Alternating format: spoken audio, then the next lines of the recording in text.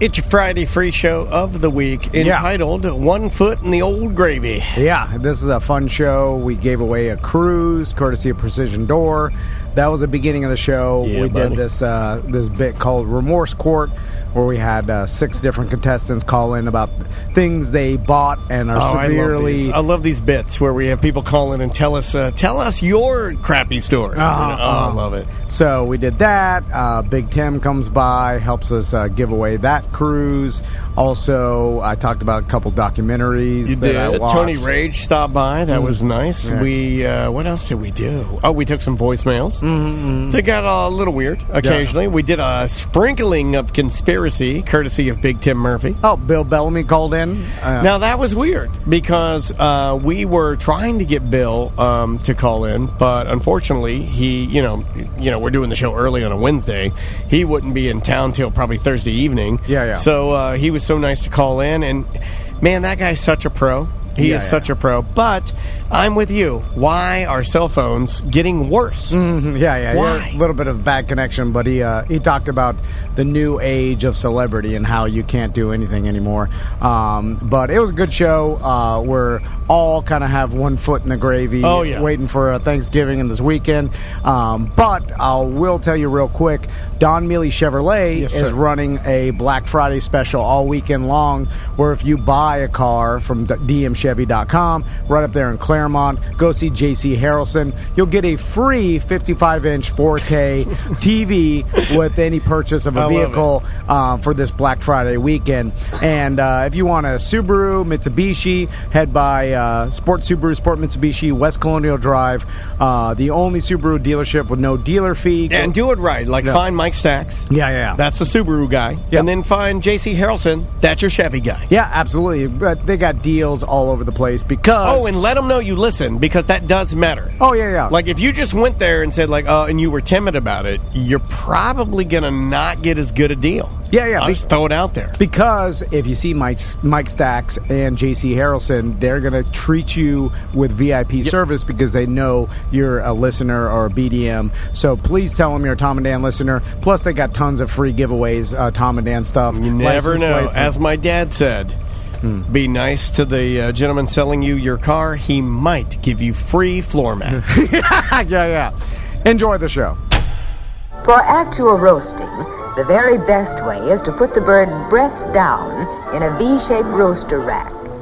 Thus, the sweet fat from the back can melt and run juicily down through the breast meat. Brush all over with melted fat. Halfway through the roasting, turn breast up. Oh, yeah, dropping fucking loads all over your fucking faces. Yeah. And there you are. Nasty fucking loads.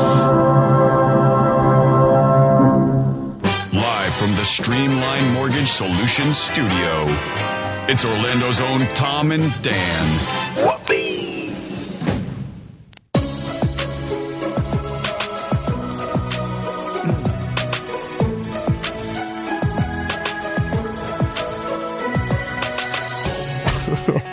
All right. It's show number, I don't even know what show this is. What is this? 549. 549. I said, mics are hot. You went. Sorry. Right into it. I'm like, yeah. Sorry. Yeah. Happy Thanksgiving, everybody, and welcome to the show. Thanksgiving phlegm. Thanksgiving, do you have phlegm? I have some phlegm today. How much phlegm do you have? I feel like most people have half days today or off work totally, or at least 1 foot in the gravy. I like that. I like that. 1 foot in the gravy. Do you make that up? The Wednesday before Thanksgiving, everybody's. I think it's the biggest bar day of the year. It is, which is crazy. I remember back in the radio. I thought it was the nighttime, right? I mean, as you, as you eke into the evening, it's like that Wednesday night is it's up there with New Year's. Everybody wants to get shit-faced before they hang out with their family. Which I don't know why you would do that. It would make more sense to stay sober tonight and then get shit-faced tomorrow so you pass out and don't have to deal with them. You don't want to be hungover. Thank you. You don't want to be hungover when you're dealing with those people. But hey, welcome to the show, everybody. To those of you joining us live on Twitch, thank you so much. I've been working really hard this morning on consolidating all of our social media. So basically, wherever we're at, just search Tom and Dan Live and you're good to go. Whether it's Twitch, YouTube, Instagram, and then, of course, we've got Mediocre Dan, Mediocre Tom, Insta_Sam86, and English T if you want to follow us on the gram. And then wherever you can find podcasts, just search A Mediocre Time. And thanks to everybody who came out to our events last weekend. We are really happy with the amount of money we raised for Yellow Brick Road. Unbelievable. Juan was able to raise $5,400 at the Bad Business Beer Fest, selling the full-size pint glasses and T-shirts. And I think next AMT will be selling the scratch-off tickets. Yes. We'll be launching that, which is our final charity component of the year. And you could possibly win a cruise with our Yellow Brick Road scratch-off ticket program. But that's not the only cruise you can win, and we'll be handling that momentarily. I mean, you're really good at kind of curating these bits. You know, like this is sort of like your kind of deal. Yeah. And well, it's very, of all the things we do, this is very radio bit-ish. And it makes sense. Listen, we worked in radio for so long. When it comes to like giveaways or, contests or whatever, we tend to think more radio-centric when it comes to that. Because, I mean, it's hard to think out of that. I mean, even like something as simple as the changing of the intro of the show, it's very hard for us to pull ourselves out of that. I mean, there's good components of like traditional talk radio that still are valid ways to give out prizes. And there's a lot of really bad components. Oh yeah. They can suck my dick. So, Precision Door is a cruise sponsor, and when you are a cruise sponsor, you get a cabin as part of your sponsorship. Inside cabin for two. Some of our sponsors, like Paul from the West End, go on the cruise, and Craig from Pyrospot. He's been on there before. Yeah, and Tony from Subaru, and some sponsors prefer like they give away their cruise. Yeah. And Precision asked us like, "Hey, can you give away our cruise?" And we said, "Yeah."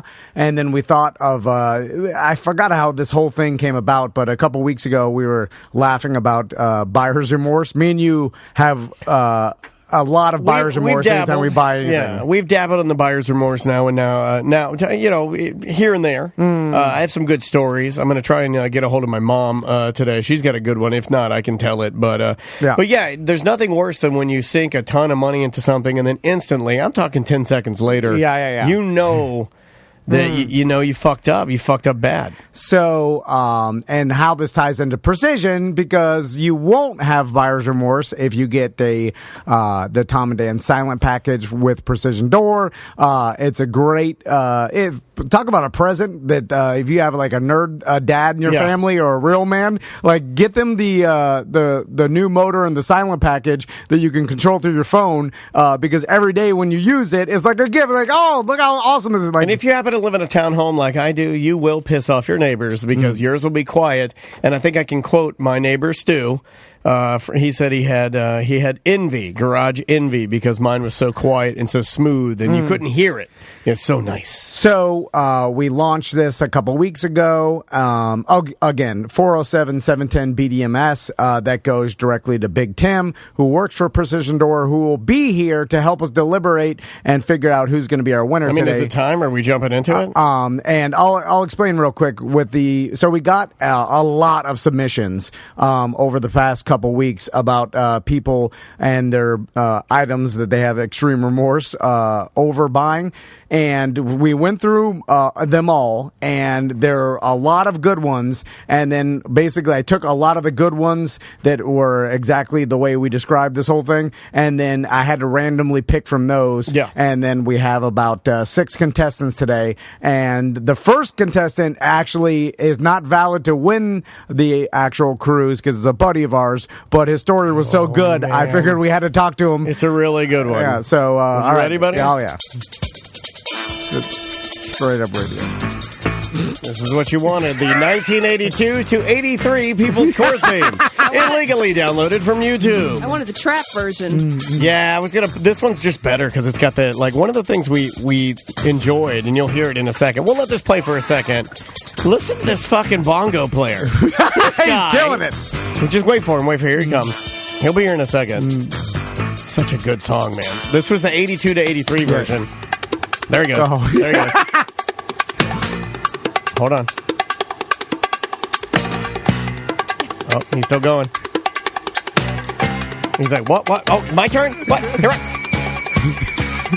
There he goes. Yeah.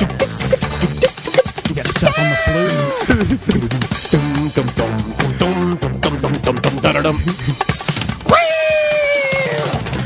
He's just going for it. That motherfucker's coked out of his mind because you got to think that they bought this song somewhere between 81 and 83, and it was the end of the 70s, and that bongo player, he's fucking coked out. But anyway, let's not detract from the bit. Let's do some remorse. What is it? Remorse Court. Yeah. I was going to say remorse divorce. Someone will win our Tom and Dan Cruise Inside Cabin for Two. Completely free, courtesy of Precision Door, Central Florida. And kind of to prime the pump of today's contest, a buddy of ours, Scott, sent us a submission that we got this morning. Where's he at? And I had to tell the story because, it's rough. Scott, are you there? Yeah. All right, so Scott's our buddy for a long time. I think I met Scott back in 15 years. 2004 when I first was an intern. It's been forever. And we've been on a lot of trips, a lot of them Orlando Predator trips, because Scott was a partial owner of the Orlando Predators. Wait a minute, for a small time. were a partial owner. I know, me and Scott. Wow. We've had many conversations about this. We've never publicly talked about it, but after the email you sent me, I was like, that's a stinger. And I figured we'd tell our audience about it. So yeah, Scott, your actual email hurt my balls, man. Like it was bad. Oh, it's gonna hurt yours. Yeah. Oh yeah. Well, let's dig in. And before we start, I want to kind of tell you about the judging. So we're gonna take all these stories into account, the amount of money spent. But that's relative to the person, correct? Right? Correct. Because, like, if Jeff Bezos spends $10,000, it's 10 cents to us. Exactly. You know what I'm saying? Exactly. There'll have to be some sort of like equality sliding scale here in order to make this work correctly. Yeah. So it's the remorse level of the thing you bought, how bad it affected your life. Oh yeah. And also the level of waste this particular item or thing you bought was. Was it completely wasteful? Did you use it a little bit? Anyway, so those are some of the criteria, just so we all know, because we're all going to deliberate. And then we'll end with what are you thankful for? So, no, Scott, we won't. You were a partial owner of the Predators, correct? That's correct. So how did that come about? And you can kind of go into what you said in your email. Well, I started out as a season ticket holder from the very beginning. I started back in 91. I bought season tickets after the first game. I went to the first game, bought season tickets. Eventually got involved with planning the travel for the team because that's what I do for a living. I plan group travel. So I was always around the office and around the team, so got involved in planning some of those. And then we started putting together what was called the Ultimate Tailgate Party, where we chartered a plane, flew the team on the plane, and sold the rest of the seats to fans. And that was a fun experience, and then eventually got talked into investing in the team. Gotcha. So right. You've been in. I've been working. That's when I first met you. From going to a game to regular fan to above average fan to super fan to owner. Well, yeah, and the super fan part, you started organizing trips. I remember going on some trips with you that you organized, away games and such. And so then you got asked to invest into the team, correct? Right. Brett Bushy approached me and said, "Hey, you think you want to invest in the team?" Sure. What would it take? And the initial investment was $50,000. Ooh, all right. $50,000. Hold on a second. We're starting with the biggest one. Oh my God! So you invest in $50K, and now you're a. Do you know what the percentage of ownership? Yeah, like what did that get you? Right at that point, I owned 3% of the Orlando Predators football team. Okay, all right, 3%. Then what happened next? Better than 2%. Well, it really got interesting when it was time to write the check. Brett says, no, don't make it out to the team. Make it out to me because I'm selling you some of my shares. There aren't really available any of the team shares right now. So I bought some of his shares. Gotcha. And probably thought that should have been the first red flag, but, I'm going to get a chance to own part of a quote-unquote professional sports team. And, well, I don't know anything, Scott, real quick, I don't know anything about it, but is that, I mean, I know it does sound a little odd or maybe a little shady, but is that not allowed? Like, what are the rules about, like, owners piecing off their shares? Had anybody else tried to do it, it would not have been allowed. But because he was the managing partner, he was allowed to do that. I see what you're saying. Gotcha. And it's kind of like if you're at a buy here, pay here lot, and then the sales guy's like, hey, when you're buying this 2005 Toyota Corolla, write the check to me, not the business. It's a little shady. Right. But when you're at like a gigantic, CarMax style place, and then you're like, well, this is a big corporation. This guy, it's all relative to the situation you're in. So you write the check, and then you started getting hit up for extra investments, correct? Right. I'd say within the first 3 months, there was a capital call, and that was for another, I can't remember, $5,000 or $10,000. And 6 months later, there's another capital call for another additional amount, $5,000 or so. It's starting to get a little expensive. So what do you mean by capital? For those of us that don't own sports teams or have never had enough money to invest in anything, like when they do a capital call, could you have said like, no, I have no capital for you to call? I mean, I got nothing. Yes, you can not participate in that call, but then you get your shares of the team get diminished. So I would have had less than 3%. That makes sense. I understand. It's almost like giving money to poof up the value of the stock. Mm-hmm. Right. So what happened next, Scott? I think this is going to end real poorly. Yeah. Now, I remember at that time, you're like, Scott, one of the owners, sitting right there, 50-yard line, partying. I've never met anybody that liked AFL and Arena League football more than Scott York. Passionate about it. Oh, absolutely. Which is the perfect person to prey on. Every single home game, every away game. I was fully invested in it. Loved it. Loved the sport. Now you couldn't pay me to go to a game. No, hold on. So Scott, what ended up happening? Now that's sad. And that was Scott's passion, man. And at this time, how much are you invested in the team? Well, in total, after numerous capital calls, and it came to a point where Brett sold off all of his shares of the team to another guy. We'll call him out too, Dave Pearsall, who didn't have the money to buy into the team, but claimed he did. That guy decided to move the team from Amway Center, the premier venue in Orlando, out to UCF. Right. So, all the college kids are going to come. Well, 3/4 of the season is when the college kids are gone. So by the way, Scott, I had a meeting with that gentleman because I remember this. I was on the list of one of the owners because of some other thing that it was a radio bit, but I took out $3,500 out of my out of our savings account and bought in. So I was like a 1/16th owner, and then so he brought me in and he was like, hey, we need another capital call. And I'm like, I wear a bear suit, sir. I just want my $3,500. He's like, wait, this is going to blow up. They're going to double your money. And then I'm like, can you give me anything? And he's like, no. And I'm like, all right, we'll see how this plays out. I can give you a Papa John's gift card. So we all remember how that turned out. Then the Predators folded, and what happened after that? Then the league wound up taking over the team midway through the season because the guy that Brett sold his majority ownership to couldn't fund the team, wasn't going to pay for them to fly to San Jose for an away game, so they would have just no-showed and forfeited the game.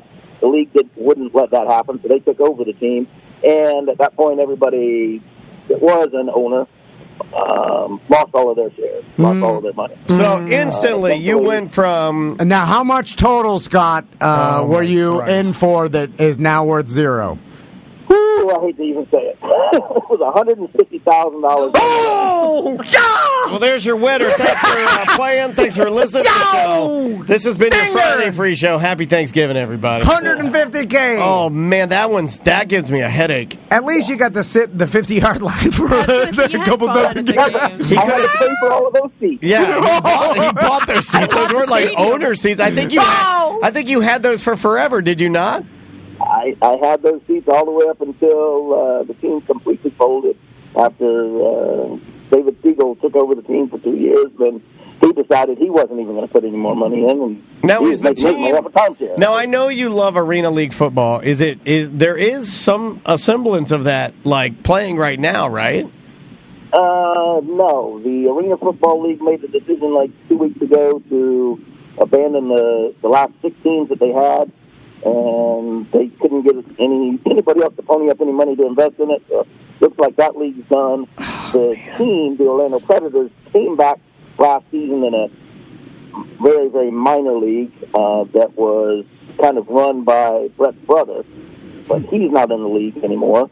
And so it's done? Now, I don't know if they're coming back or not. They say they're coming back, but who knows? Bring them back, and I'll invest. I'm in. This all sounds on the Hold on. It sounds I got great an idea. business. I got an idea. Tom and Dan's Orlando Predators. We bring them back, and then here's the twist. The twist is it's our listeners are the players. The action is not good, but we have a lot of fun. Well, Scott, if it's any recourse to you at all, dear God, Scott York, it makes me feel better about losing $3,500. So at least you got that. You made me feel a little bit better. But you'll be fine, Scott. You've done well in life. Damn. Hey, Scott, I wish I would have heard this story before I took your portraits, because I would have charged you 10 times more. Scott could easily be swindled. All right, dude. Well, thanks for telling the story. I wish you were, you go on our cruise all the time, so you don't need to win the free one. But thanks for coming on and telling that, because it's a sting. I'm really sorry, man. That's all right. All right, Mr. York. Life is doing good. Hey, happy Thanksgiving, my friend. Happy Thanksgiving, guys. Yeah, see you, man. Oh my God, dude! 100? Did you say 160? It'd be 150, I think, somewhere around there. Oh my God! Whew. That's like what some people I know make in 4 years. Yeah. That is a lot of dough down the drain. So that's what you're looking for, huh? Boy, that is Remorse Court. But again, jeez Louise. Again, a lot of our contestants way smaller amounts, but still, like I said, it's all relative to the person. That didn't break Scott. Scott's done well for himself, so he's always working. Yeah. He could have probably stopped working then. Oh my God. All right. Well, these kind of shoot the gambit, right? So these could go. I mean, we could have anything here, right? Oh yeah. It's all over the place. So our first official contestant is Shane, probably on line 2. Oh, line 1. Hey, Shane, can you hear us okay? Yeah, I can hear you. What's up, man? Let me turn down my bongos there. I don't want to bongo you out of here. All right, Shane. Welcome to Remorse Court, my friend. Yeah, tell us your story. So, this is a few years ago now, when I first got a good job and started getting my first couple big paychecks came in. So I get a knock at the door, and it is a Kirby vacuum salesman. And oh no! So he says, "Hey, can I put on display? Come down into your living room and put a little display on. You can see the product." So I have a bit of like Tom syndrome where I can't say no, and so he comes in with all his gear and starts setting up, and it was turned into a live QVC. Okay, pause for 1 second.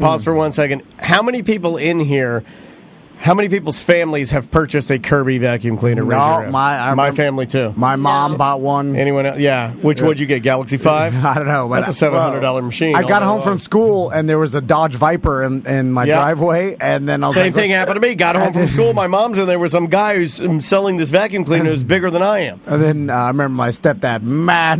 Oh, really? Oh, just because she's like, you bought a $2,300 vacuum. I think my dad was mad at first, but I think my dad came in and entered the conversation, and the guy got my dad too. Oh, yeah. I think he got them both. Kirby salespeople are good. So what happened with you, man?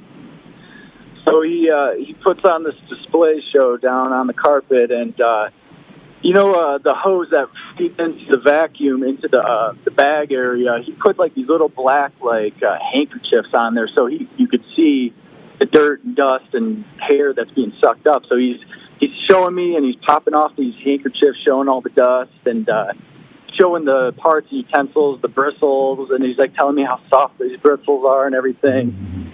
So he puts on the big show and tells me what the brass tacks is, and then says, hey, we got this trade-in deal where you can trade in old vacuums or anything really in your house. So I was like, oh.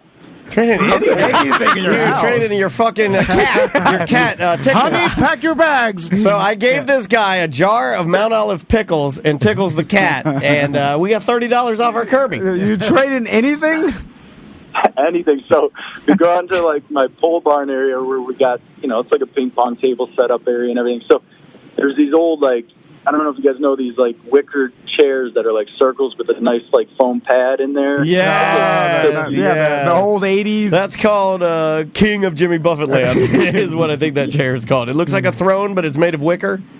Yeah, so these old chairs are in there, and so I point those out to him. He's writing down all this stuff, and a couple beer signs. And he's like, yeah, we'll take this. Wait, this man was just stealing your junk that he wanted for his own, man cave. Beer signs. So let me... Okay, hold on. I want that beer sign, I want that mini fridge, and I want to suck one of your mom's tits. Just one. That's the worst episode of American Pickers ever. All right, so you're trading in a bunch of garbage for the money whole off chat room Kirby. says this is the strangest thing they've ever heard. The old, trade in anything. So he takes down all the stuff that we're trading to him to take the price down, and I realized those chairs were actually my parents. So I was like, oh, you know what? I better call them and just let them know that, hey, I'm going to get rid of these. And he goes, no, don't do that, because they didn't see the show, and they'll probably they won't understand. Oh yeah, he's right. Hey, I'm an imaginary friend. You can't tell anybody about me. I conned you, not them. I have to con them before you tell them. It's the con man's code. If you tell them this, it sounds crazy because it is. Yeah. If I con you first, then it sounds kind of believable. If you tell anyone else I exist, I cease to exist. So he stops me from calling. I'm an idiot. I don't call. And, now it almost sounds like a kidnapping because he's affecting your behavior. He's like, don't call anybody. Heard that before. So we down to brass tacks, takes it down from $2,200 to $1,800, and I go out. I stroke him a check, and then my girlfriend and my wife now at the time. She comes home and I tell her what happened. She just starts laughing in my face. And so it still haunts me to this day. Yeah. First off, I get the vacuum, and my girlfriend, my wife, she starts using. She's like, this thing's too goddamn big. Oh, it's so heavy. Hey, was yours the Kirby Generation 3? I think it was. Yeah, ours was the Gen 3, the Kirby Generation 3. My dad's like, look at that suction power. It sucked up marbles. So the thing is too big for her to even use, and to this day it's collecting dust down in the basement. And, If you didn't use self-propel on that thing, there's no way to push it. It's like we're trying to push one of Tank America's tanks. Like you can't do it. It's got It's cast like cast aluminum or cast iron. The front of it's all metal. Like when you would hit the wall, it wouldn't hurt the vacuum. It would peel the plaster off your walls because it's too big and it's like aggressive. It's like a tank. All right, Shane, I got you down for a Kirby vacuum. How much? How much? $1,800. Oh, God damn. Which is a goddamn lot of money. Vacuum. I How long just ago spent was this? $89 on a vacuum. Well, we You used can to get a complain about a Dyson for like Dyson. $300 Yeah, you bucks. could get a Dyson top of the line, $500, and you got the best one made. We got a Shark for like a couple $100. Yeah. What's that going to do? We're talking vacuum cleaners, you idiot. You get the fuck out of We're here. going to feed dust bunnies to a shark? Eat the shark. In my country, the shark will eat the carpet, man. Are you a real life Flintstone? Oh, shark alarm! Shark alarm! Go to your battle stations. All right, Shane. I didn't tell you to bring your shark and leave it in our fucking lobby. It's eating everything. If you win, we'll call you back during the break, okay? Okay, well, let me leave you with this. My family all knows about this purchase too, and to this day, they still give me shit about it. That counts. Yeah, that counts. Yeah, level of waste. Hey, and let me also ask you this, because that's a great remorse. question. Is this going to be brought up tomorrow? For sure. Okay, For see, that sure. counts. I feel like that counts. And was the $1,800 a lot for you at the time? Yeah, but how long ago was this? Definitely. I mean, it's still a lot to I was going to say, that's a lot to do now. Well, I mean, like I said, if you're super Well, rich, yeah, like if you're Scott York, like if you're Scott York and you Yeah. did that, we'd all be sad for him, but we'd be like, yeah, you lost 160 on the football team. Yeah, So. you said you had a pole barn, so I assumed that $1,800. Yeah. Anybody with a pole barn, $1,800 is probably Also, anybody that's giving their beer signs to knock down the price of a vacuum, I feel that's desperate times. By the way, he could have sold that vacuum for $1,800. That sales guy's just getting shit for his own man cave. Did he? Yeah, that's what I'm saying. He's like, I really like the way is that West Coast Choppers Coors Light. I like that. I put that in my bungalow. All right, Shane, we'll call you if you win, okay? All right, thanks, guys. All right, problem. man. That was a good one. All right, next up, we got Brian. What's he on, 2? Yes. All right. Hey, Brian, can you hear us? Hey, guys. Yeah, I can. Hey, welcome to Remorse Court, a Tom Van original 90s radio production. Yeah, Precision Door. So, Brian, tell us your story. Yeah, so I'll try to keep it concise, but I didn't buy a thing that I regret, but I bought a living being or an animal that I regret. Okay. So, Oh, I thought you were saying I bought a young girl in the Orlando area. She was kidnapped from the theme park area. Don't stop crying. She's screaming. My God, you know how hard it is to get blood out of a wood box? Not screaming anymore. It's hard to scream with your tongue cut out. Do I win, guys? See you on the cruise. All right, so what living thing did you buy? So I was dating this girl like through most of college, and we were kind of on again, off again. And I was trying to win her back because that's what we do, I guess. I don't know. And she was like infatuated with these little creatures called sugar gliders. I don't know if you guys have ever heard of No, those not things. the fucking sugar gliders. Oh, Yeah, dude. God, I hate fucking sugar gliders. cute. Yeah, but no, their belly button, there's something on them when they want to eat, it flares out and poofs out like a butthole. They're disgusting. What's the thing on the sugar glider that poofs out looks like a butthole? God, I don't remember. It's This like a was kawaka 12 or years something. ago. Yeah. It was weird looking. Sorry, Tim. I was. It's fine. I'm going to be huffing and puffing There's a anyway. hole on a sugar glider that poofs, it flares like a butthole. Is it their butthole? Could be their butthole. All right, they have a butthole. Myth busted. Myth busted. So, where'd you buy the sugar glider? So this was like in 2005, so going back a little bit. So it was kind of like before like Facebook was big. So I ended up finding like this sugar glider like marketplace thing. I don't remember what it was called. More popular anyway. than Facebook Marketplace, actually. Sugar glider marketplace. They used to have So I had to go out to like Polk County because, of course, and then bought 2 sugar gliders from this lady. But before I did it, she like made me prove that I was like going to be a responsible owner. I had to buy all sorts of shit, like a giant cage.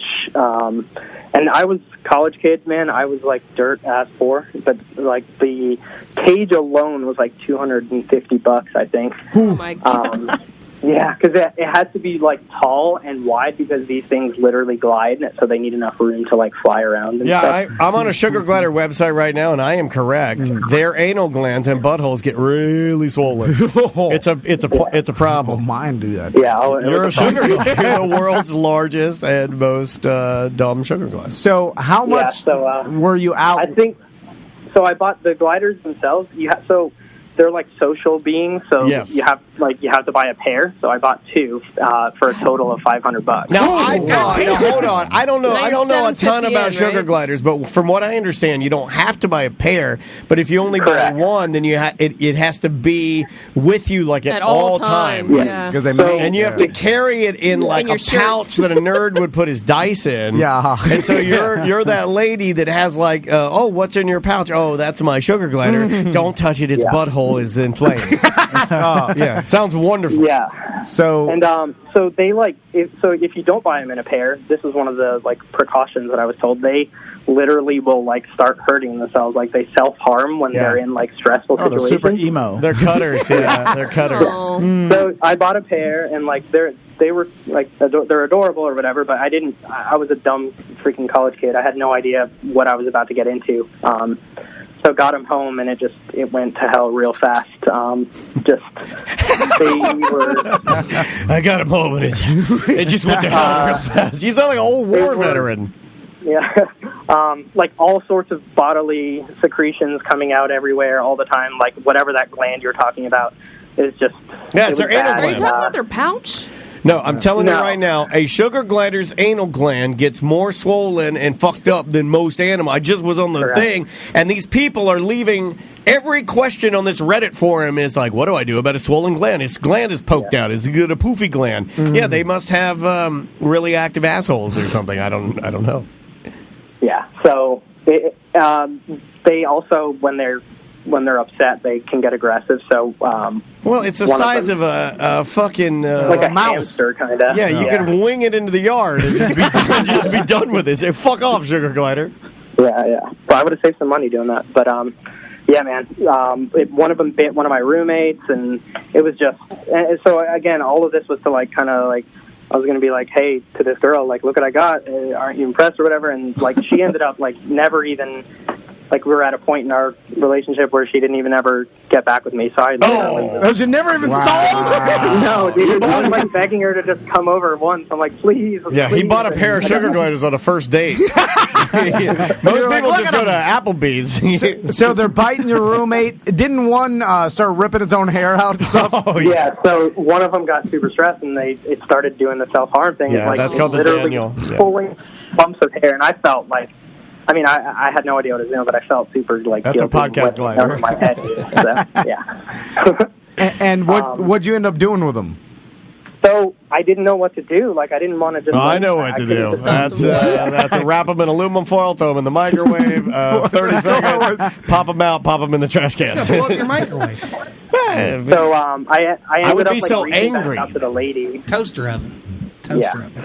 oven. So I reached back out to the lady that sold them to me, and she was like, she took this shit really seriously. Like she bred them and whatever. So she was like, one of those people that was like really into it. So she was super pissed, but she cared about the animals. She's one of those people that are really into it. This lady took like the feeding, the care, the watering of her animals. She took it like really fucking serious. She took this shit serious. Like a fucking real drag. She was mad that I horribly abused them in my frat boy house.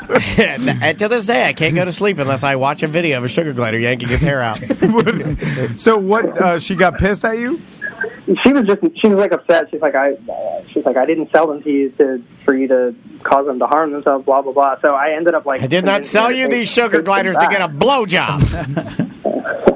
So she took them back, but I had to give her like another. I forget the amount. It was like $150 or something. What a restocking fee? No, that's bullshit. Only Second City did that. This is like a real gremlin story, isn't it? Wait, what? Yeah. You paid her to take them back? Yeah, man. She was like, why wouldn't you just release them into the woods? Fuck that. I'm not paying some lady to give back the animals. Are they native to Florida at all? No, they'll die immediately. Yeah. Well, that's not. The anacondas will eat it. What you would have to do, feed it to a snake, so at least somebody's getting some nutrition out of it or something. Sell you know what I mean? Craigslist. So put it in a fish tank and let one of those like Oscars like eat it whole, something like that. That's So a giant Oscar. For you're out about $800 at the end of this whole thing. Okay, Tom, this one's rating really high with me because there's a lot of dysfunction in the story. Plus, sugar gliders are totally gross. So, like, this is rating very high. And you got nothing, absolutely nothing out of it. You didn't Literally nothing. So the girl, had you hung out with the girl at all? Yeah, so we had dated for like a year or so, but then we like split up and we were like kind of on and off again. And she was like my first. I was like 20, so she was like my first serious girlfriend, I guess. So I was like desperate to hang on. It's pathetic, but you know. So the obvious thing was to get a sugar glider. To get her back. Duh. Of course. Okay. Can I ask, where'd you get the money from? So I had the money for like the gliders themselves, and I had like I didn't. He had it in his glider fund. No, but I mean, like, where did I get you obviously had the fucking money. I used to sell vacuums door to door. Pull it out your fucking pouch, your pouch. But I mean, like, did you earn it? Is this your grandma's fucking inheritance that she gave you? I mean, I had a shitty job, like making like $10 an hour or like $8 an hour. Can I ask where you worked at the time? Lowe's in the Garden Center. Nice.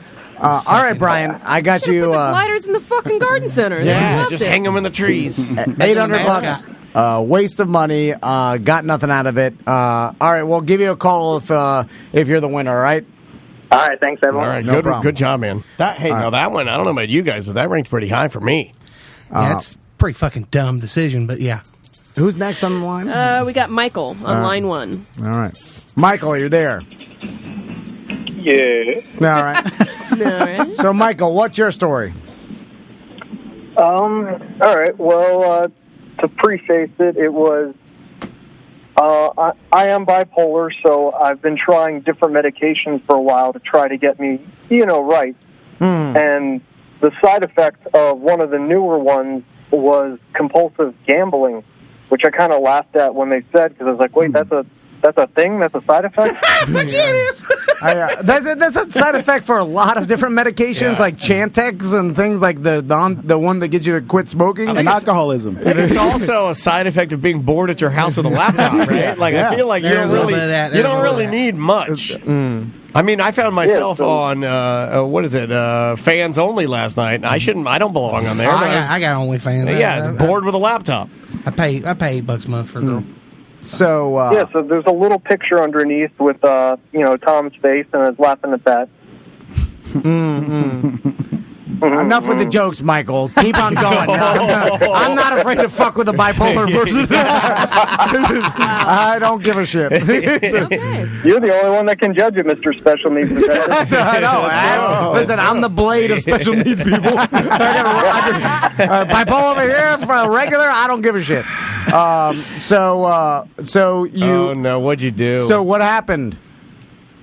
Well, I was feeling pretty bad, and in the past, I've done some, destructive things in my life with this condition, and I was trying to avoid that. And sometimes I'd shave my head in the past, and I didn't want to do that because I'm in the process of trying to, get my hair back. No, yeah. Why do people you go full frog freak out? You're trying to get. What do you mean, get your hair back? To what? Well, he pawned it to buy him. So you get into a manic episode, and then you'd shave your head. You Britney Spears. Yeah, you pull a Britney Spears. Yeah, full Britney. By the way, do you follow Britney? She's for sure bipolar, right? Yeah. Oh, okay, she's already admitted it. Okay. Yeah, what's she doing now? I don't know that she's admitted but it. after hearing her explanation for the hair thing, I'm with her 100%. Dude, follow her Instagram. Yeah, every Instagram video, you're looking at her like, she's manic. What? Yeah. She goes through manic episodes. She starts trying on clothes, dancing around. She's got some videographer following her. You're like, oh. No, that's her and her boyfriend. And I think it's a two-man show on that one. I don't think she's got a team on that. It's as bipolar as you can get. What did you do? Tried a little retail therapy, and there's a game that I play on the phone, and I was like, you know what? I never really make purchases on this. I'm going to make a purchase. And I did one, didn't help. And I was like, you know what? That didn't hurt too bad. Let's try another one. And I kept doing it, and over the course of 3 days, I had spent $1,100 on a phone game. Oh, my gosh. Oh, man, I love your bipolar giggle as you said that. What game? Yeah, what game was it? Summoner's War. DJ probably knows. I'm familiar. So what are you buying on Summoner's War? Like nothing. Your armor? You don't get anything. You're buying a chance to get something in game. You're not even getting something like definite. You're buying a gamble. Okay. What the fuck? Fucking digital scratch-offs where you don't even get the feeling. That's exactly what it is. They're going to have to start regulating that. I mean, that shit's completely they do already in China. It's coming. Yeah, it's coming for us for sure. So you're buying like the chance to like spin a roulette wheel to win a fake sword. To win a sword. They can take away pretty much. anytime. They can take away. You don't get to like keep the art assets, and you know. So after you come out of your manic episode and you realize you spend $1,100, how did that feel? Oh, it felt fucking fantastic. What do you mean? It felt terrible. I looked at my bank account because I didn't have that much money in there, but it doesn't stop the transactions from going through. So I had negative $800 and something in my bank account. You got that good bank. You got that bank that trusts you. Yeah. Direct deposits for a long time. Mine doesn't do that. Mine I just get 45s. stops. Like if I don't have money, it just doesn't pay the bill. I get $45 with Chime. Yeah. Andrea cut mine off because I overdraft too much. At least you got a new Buffalo Bladder, digital Buffalo Bladder to drink from on your adventures. Can I ask you, friend, is the game still on your phone right now?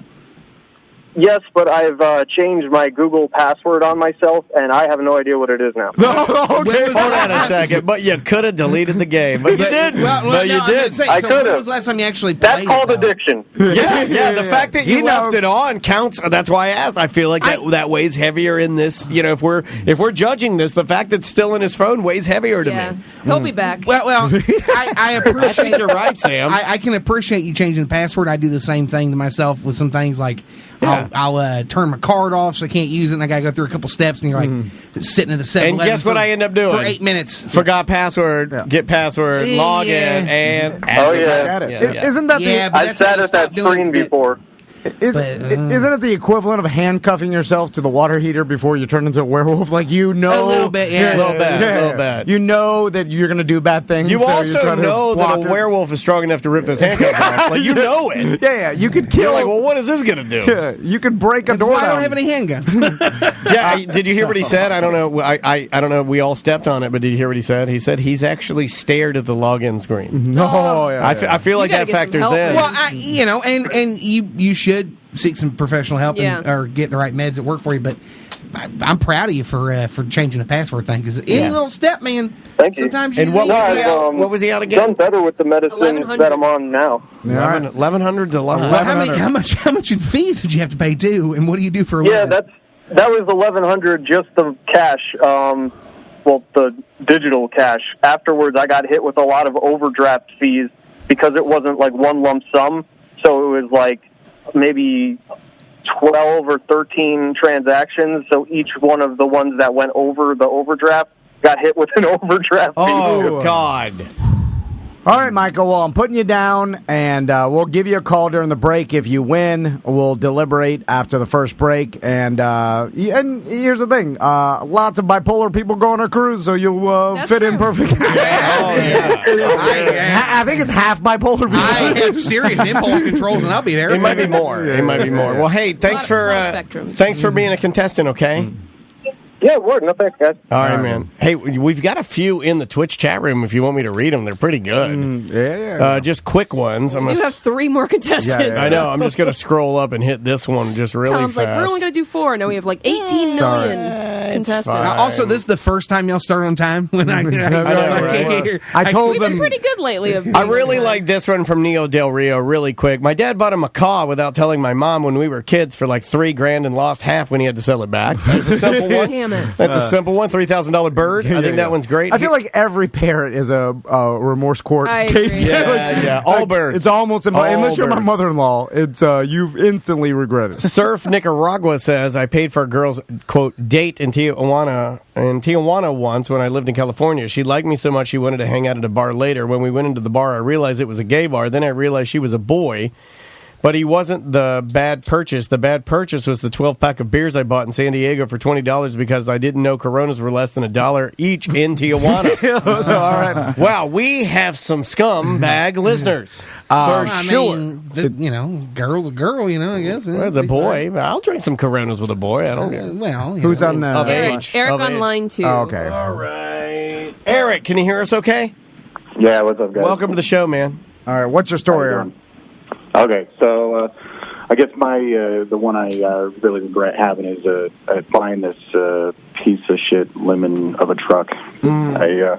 I think what makes it worse is how stupid I was to buy it and all of the red flags that came up, and I bought it anyway. Yeah. This is an element, and I totally understand this situation because I lend myself to getting scammed a lot because I overly trust people, and a scam artist is good at talking. Yeah, and when they're talking, it's really hard for you to untalk it or get out of it.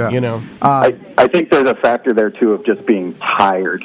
You get so deep into it, and you're just like, oh, I don't want to go through the effort to get out of this. Yeah, I think you nailed it. So, what did the person say? Okay, so I got in a wreck, and I got a payout on a car that I had. I had about like $3,500 or something to buy a truck, and I needed something, and I'd been searching, and really it came down. My wife just hated everything that I could afford, so she found this truck. Or I found this truck. She loved the way it looked, and it was up in Kissimmee, and I'm in Orlando, so it's about 45 minutes away. So we drive up there late one night, and we go to meet this guy, and I'm talking to him online, and I'm reading flag the thing, one and the right pictures away. look great. Kissimmee? And When at night. Yeah.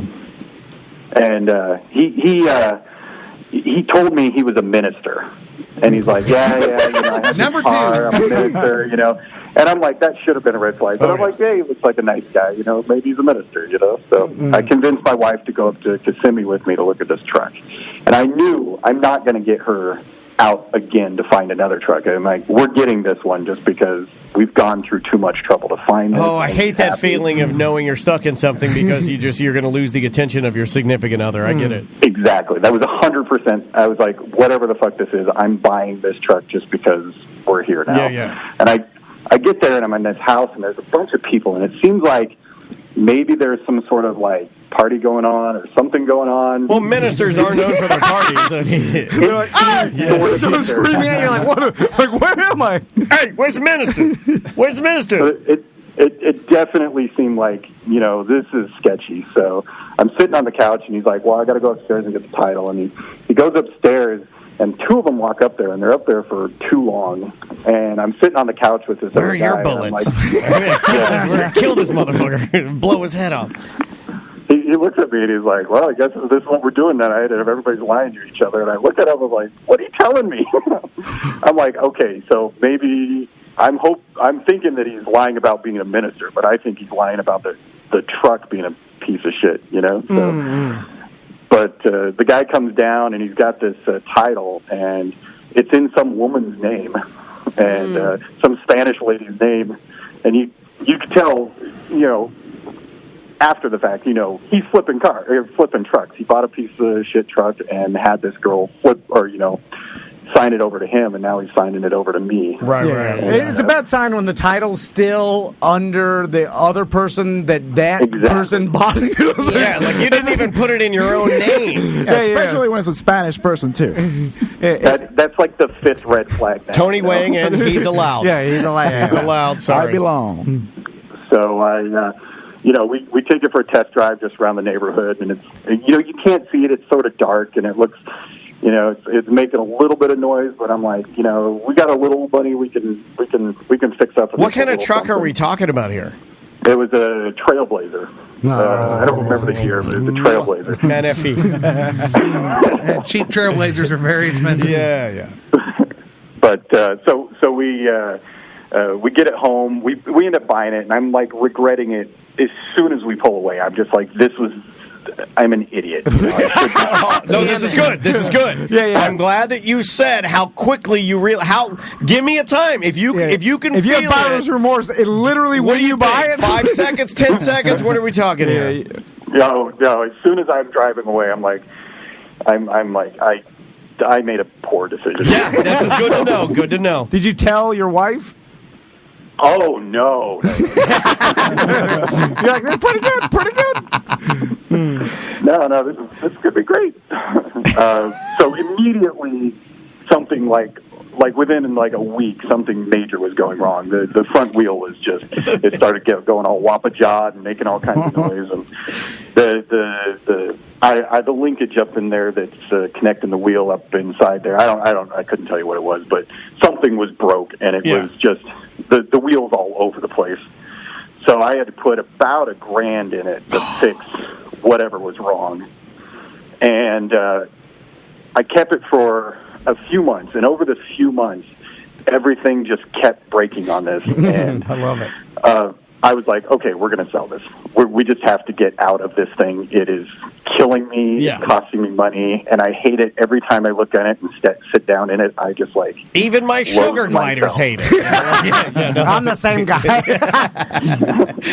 Well, the shitty part is I think I hated myself more than I hated the truck. This is all good to hear, man. I appreciate how candid you're being with relaying how you felt, because it's very important to kind of know that, because I have a story about something my mom and dad bought, and they did that move where they refused to admit that it was a bad decision, and they rode that shit till my dad died. Like they just rode it into the ground. So all in all, how much you out after you sold it? You sold it for a loss. Oh, I didn't finish how I got rid of it, though. Oh, okay. Which is what made it worse.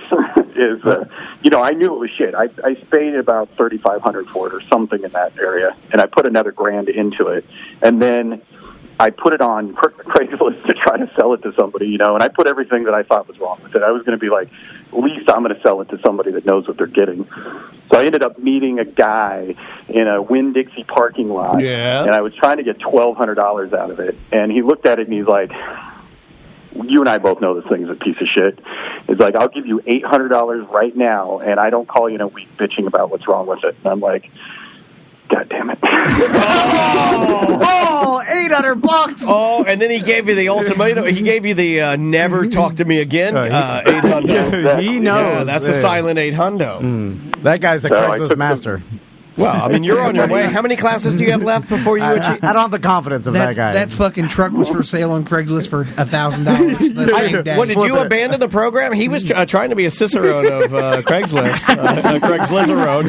It's a Craigslist-erone, and he was trying to be a Craigslist-erone, and I thought you only had 2 classes left. I can smell the top of a kegerator, tell you what county it's from. Hey, now, this is Polk County. Yeah, we're joking, but really and truly, I've come in here before with things that I wanted to buy, and Tom will immediately judge it, and 10 times out of 10 he's been right, but he'll be like, well, that's a good deal, you should all do that, or he'll say, no, not worth your time. All right, Eric, I will put you on the list. We'll give you a call if you win, all right? Yeah, thanks, guys. All right, buddy. I don't know if that deserves a thank you. Hey, head up. You're good. Happy Thanksgiving, man. He's got a couple more. Well, who's the next on line? We got Greg on line 1. Greg. Man, I love how Sam's got these rocket fire. Greg, what's up, dude? Hey, how you doing? Good. What's your story, Greg? Well, last year, I decided I wanted to buy a new boat. Oh, yeah. God, you stacked these so good, Tom. By the way, the amount of boats I got in the in submissions were overwhelming, and it really makes me second guess my wanting to buy a boat. Did you get any campers? Yeah. Everything I want. It's everything he wants listed. Maybe that's a sign. Hold on. I don't pay attention. Hold on a second. Is the ultimate grift that Tom does a bit about buyer's remorse to have people send him items that they bought that they don't want, so you can find boats and RVs to buy for yourself? In M. Night Shyamalan, the movie Signs, I would still say there's no such thing as aliens, right? What he's fucking pushing me over. All right, let's go. You wanted to buy a boat. Ahoy. Okay, so first off, I took $30,000 out of my 401k. Okay, well, you win. You win. Yeah, $30,000. Why would you do that? You wanted a boat? It sounded like a good idea at the time. All right. And so I found the boat I wanted. It was a little 19-foot Yamaha. So I go down to the place, and I'm looking, and about 5 hours later, I walk out with a 24-foot Yamaha that's $50,000. Oh my God! Now, did you? Holy fuck, man! Did you fall into the trap that every guy does when he goes to the boat store, and then the sales guy upsells him because he starts? You're gonna outgrow this. You're gonna outgrow this. If you got a family, if you want to do other things, you're gonna outgrow this. Too small of a boat for you right here. This one's got a head, so your wife and kids can use the bathroom. I mean, which don't I never get me use. wrong. Don't get me wrong. This is a great boat. If you want this boat, I will sell you this boat. But I'm just saying the value is in this $50,000 boat. Yeah. Don't you want this tiny little sink? You'll be using this all the time. The sink. Yeah. You can't live without a sink. How you supposed to brush your teeth when you're fishing? What? Speaking of fishing, it's got a little bait. The live well. Yeah, you look at need the this. live well. Yeah, look at this glove box here. You could put at least 2 koozies in it. The galvanized trailer. You idiot. They always get. There's nothing my father hated more than the upgraded trailer. Yeah. This one comes with a free bimini top. So you walked out $50,000 boat. Oh, this whole show's giving me anxiety. How much do you make a year, real quick, brother? How much do you make a year? About 70,000, 80,000 a year, but I work 80 hours a week to do it. Well, yeah. So you spent almost your entirely yearly income on a fucking boat, and I guess that was before taxes, right? All right. Now, was your wife with you, or is this something that you brought home to her? She was with me. Of course We both got excited. When we saw it, it was way nicer than the small boat, so we both got excited at it. Yeah, on purpose, man. Yeah, guess what? The $50,000 boat is nicer than the $30,000 boat. That's how things work. Tom and I have talked about this before, and you tell me if I'm wrong, TC, but like when I go and I try to do something like this, normally Andrea is going to talk me out because she's like really good at that kind of stuff. Yeah. But fortunately for Tom, when you want to know why he and Crystal have been together for so long and they're soulmates, if they get into that situation, at some point Crystal will, like a vampire, turn. And she's now on Tom's team, and they She's will a both dreamer, get too. excited. She is a dreamer. So there is an alignment there, and if it reaches that point, then you can see where you can go from $35,000 to a $50,000 boat. It's completely possible. It's only an extra $190 a month.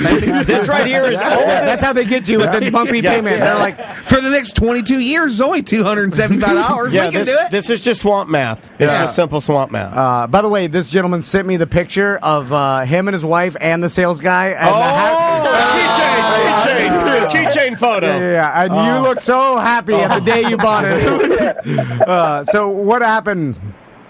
Well, we got home and I kind of started looking at it, and $250 don't sound bad until you realize it's so long and it's 14%.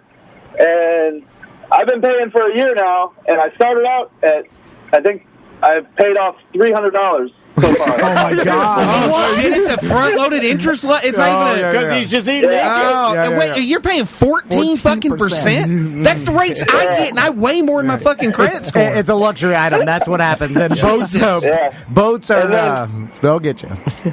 And then the first time I went to fill it up, it's got a 50-gallon tank, and you got to put the 90 wreck in it, and that's about $150. Oh yeah. So you go to the gas station. This is making me so happy and sad at the same time.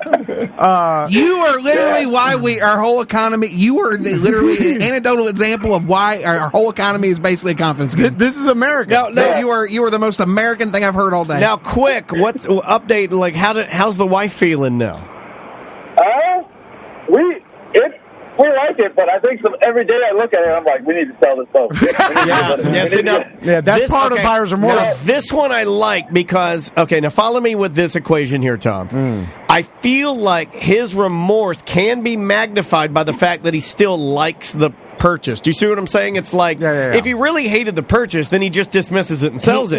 But the fact that he's still fighting with it means that he loves it. Plus, the payment's fucked up. He needs to get rid of it, so he's really fucking wrangling with it. It's also because he'll be stuck with a loan no matter what if he doesn't own it. Yeah, There's a little bit of that. How much you pay for insurance too? I'm sure that's like $200 a month. Damn! What's a $50,000? Does your wife work? Are you guys a 2-income family? Yeah, she works. So how much y'all fucking listeners got some money? Yeah. How much which also, I won't lie, I judge a little bit because you're making a lot more than you. But how much y'all both make, give or take? She makes I think $12 an hour. She works like at a vet place part time. You don't even know. Factor that in. Not a lot. Was it like a vet place or something with like sugar gliders? This is a swamp man's dream. I don't know what the fuck he does. One more question, sir. What do you do like when you say you work 80 hours? Do you like actual work, or is it like you push papers for 80 hours? Driving, I pump concrete. Oh, you're right. Wow. Yeah. So we start out about 3-4 in the morning. I get home. Like last night, I got home at 9. I was out in Okeechobee. Oh my god! So it's adding some more points to it. It adds some more points to it. Wow! Shit! How much it costs and how much you have? How hard? Okay. Yeah. My final when I waste question, money, I'm not that mad about it because I'm like, I didn't really do anything for this. You just make fun of a fat redneck on the short nose. It's fine. Here is my final question. I think that this factors in. How long have you had the boat now? I bought it last year. It's a year old now. Okay, so it's a year old. How many times have you taken it out? I try to get it once a month, but because it takes so long to clean it, both engines, you got to clean it. That's not an answer. So once every 2 months. Yeah, to put 5 probably worth $50,000. 5 times a year. 5 or 6. It's either 5 or 6. We both know this. You could probably go on a cruise every week for less money. Don't fucking lie to me. It's 5 or 6 or 4, and you're just embarrassed. About once a month, maybe. When it's warm. All right, I'm going to give you 8 because I think you're lying. I'm giving him 2 because I think he's just trying to justify it. All right, Greg, we'll give you a call if you won. But hey, the best part when we put it in the water the first time. Plug. I had her hold the dock lines while I backed it up, and all of a sudden she screamed and let it go, and I jumped out of the truck, and the truck backed in and bent my door backwards because it caught on the dock. No! Another $2,000. Oh! Hold on. I do like that he had a. I do like that he had a. And here's your bonus punchline. I fucked up my door to the tune of $2,000 by bending it all the way back at the dock. Because they sold me a gigantic monstrosity boat that had no business driving whatsoever, with no instruction. You know what?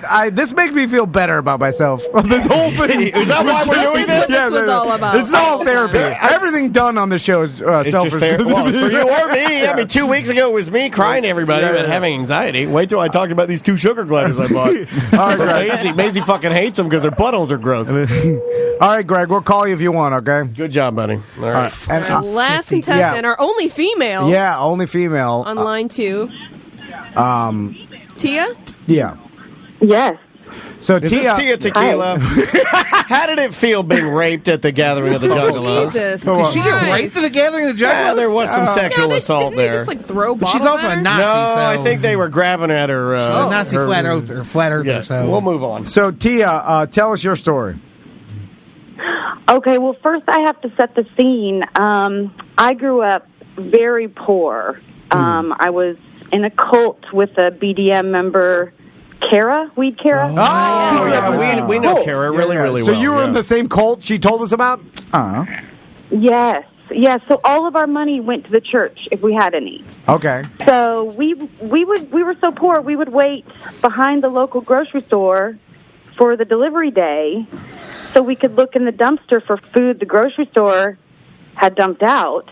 And since I was the youngest and the smallest of the 6 children, I got to be the one lowered down into the dumpster to hand the produce up to my parents. Oh, man. So that was voted saddest cult. That's not sad cult. That's not that Scientology money. If I'm ever holding Tommy by his ankles to dip him down into the dumpster, Get the grapefruit. Get the grapefruit. No, that's got mold on it. You're an idiot. That means I have swung real far too because I'll feed you first time. If I ever get to that place, you'll be dead. Yeah, probably, exactly. Now, as a kid, I would ask my parents, like, why are we doing this? Why are you giving your money to these people? Did you ever? Well, we didn't know as children that they were like hiding everything away. We didn't know. Of course not. So, but as soon as I could, I got a job so I could buy clothes, so I didn't have to get everything at the Goodwill or garage sale. Right. So I've been working jobs since I can remember, multiple jobs, and one of my jobs was working at David's Bridal as a bridal consultant. And so, I feel like I've seen half of my town naked because, they got to get naked before they get in the dress. But what? I didn't anyway, get that's naked besides before I the tried point. dresses. Yeah. Totally naked? Neither did my wife. Underwear, my right? wife wore those old, red wool prospector sleeping pants. Yeah, that seems suspicious right there. She had the flap in the back. So what happened? Goodness, yeah, I've seen it all. I really have. But it was really important to me. I was getting married. I finally talked someone into marrying me. All right. And I was going to get married. And so it was important for me not to have a cookie-cutter wedding dress that you could just go find in any catalog. Gotcha. Because I took my time. And you knew about the wedding dress This one's industry. heading down a very sad path, I feel like. Yeah, it could be. So I took my time. I designed a dress. I approached a local dressmaker that seemed reputable. And we took our time, and we designed this perfect dress that covered my tattoos, was classy, and just beautiful. So I went to fittings. I went to multiple fittings. My last fitting was about a week before the wedding.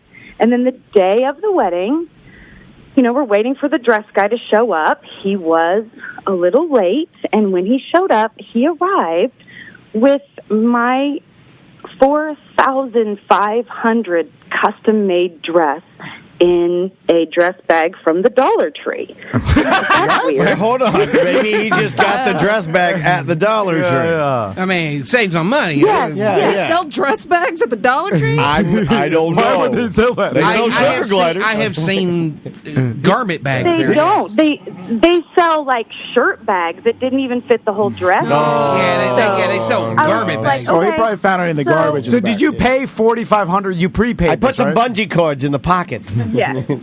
All right. Yes. So 4,500. Yes, it was. Mm-hmm. That yes. And is so a you lot. can go to. It is, but you can go to David's Bridal. You can get a $10 dress bag. That you don't have to buy your dress there. They will sell you a $10 dress bag. And I was like, why didn't he go to David's Bridal and get a dress bag? This is so weird. And then he just drops off the dress and immediately leaves. Oh, He didn't even wait for me to get in it. I also want to say that I don't feel like that amount of money, even though that can be a lot for some women when they buy. I don't think Andrea's dress costs that much, but I will say that I've heard. Oh, absolutely. I know people that have spent $8,000, $10,000, $12,000 on their dress. Oh, yeah. Now, I'm not going to do that. Andrea's not going to do it. I'm sure Sam ain't going to do it, but I know people do it. I freaked out when my wife spent $1,000 on her wedding dress. Yeah. I was like, "What? For one thing you want to wear one time?" Yeah, I want to have them pictures forever, friends. I want to say that Andrea's was between 6 and 9. Yeah, somewhere around Mine there. was $120. Yeah, and that's Wow, you did well then. You did well. price. But I designed it myself, so I was paying for the design fees for the guy to sketch it up on his computer and all of that stuff. Yeah, you know? custom. So there was super long time. I didn't just go to a store, try it on, pay $6,000. Yeah. It was a lot of work. So, and everything was just exactly how I thought I wanted it. And so he leaves immediately, and I'm like, okay, I got to get ready. I got to get this dress on. Man, that's so a I bad slip sign. it on, and it doesn't fit right. Oh. There's huge gaps in the top, and Oh, your titties hanging out? That's the worst. I have heard that's the worst thing that can happen to your wedding day. Is you go to put your dress on, and you look in the mirror, and both your tits are hanging out. And you're like, I can't have this. Give me a roll of toilet paper. You start wrapping yourself like a mummy. Paint my titties white. No, it was the opposite of that. It was worse. It was I'm a mom, so I breastfed my son for over a year, and I needed support in the boobs. There was no support in the boobs at all. Oh, and I know then what one you're of saying. my You gotta pull them down low and strap them into the waistline. When they go high, we go low. So yeah, kinda. And so one of my flat-chested bridesmaids said, "Here's some chicken cutlet things I have in my bra. We tried to use those; it didn't work. Nothing Oh my worked." And I God! was You're just standing there with your "Screw it, I'm tits just out. You gonna got go." chicken cutlets in your tits. And this is your wedding day? Yes. Oh my By the way, he God. was late too, so this is not even. There's no time to. So it gets worse. So after the ceremony, had all the pictures done and everything. Everybody sat down for the reception. They're waiting for the groom and I to walk in and do our wedding dance that we've been practicing for 3 months. Everything down to the last detail. Who let the dogs out? Oh, your cutlets fell out. I'm dancing in a dress with my tits out. I quiet.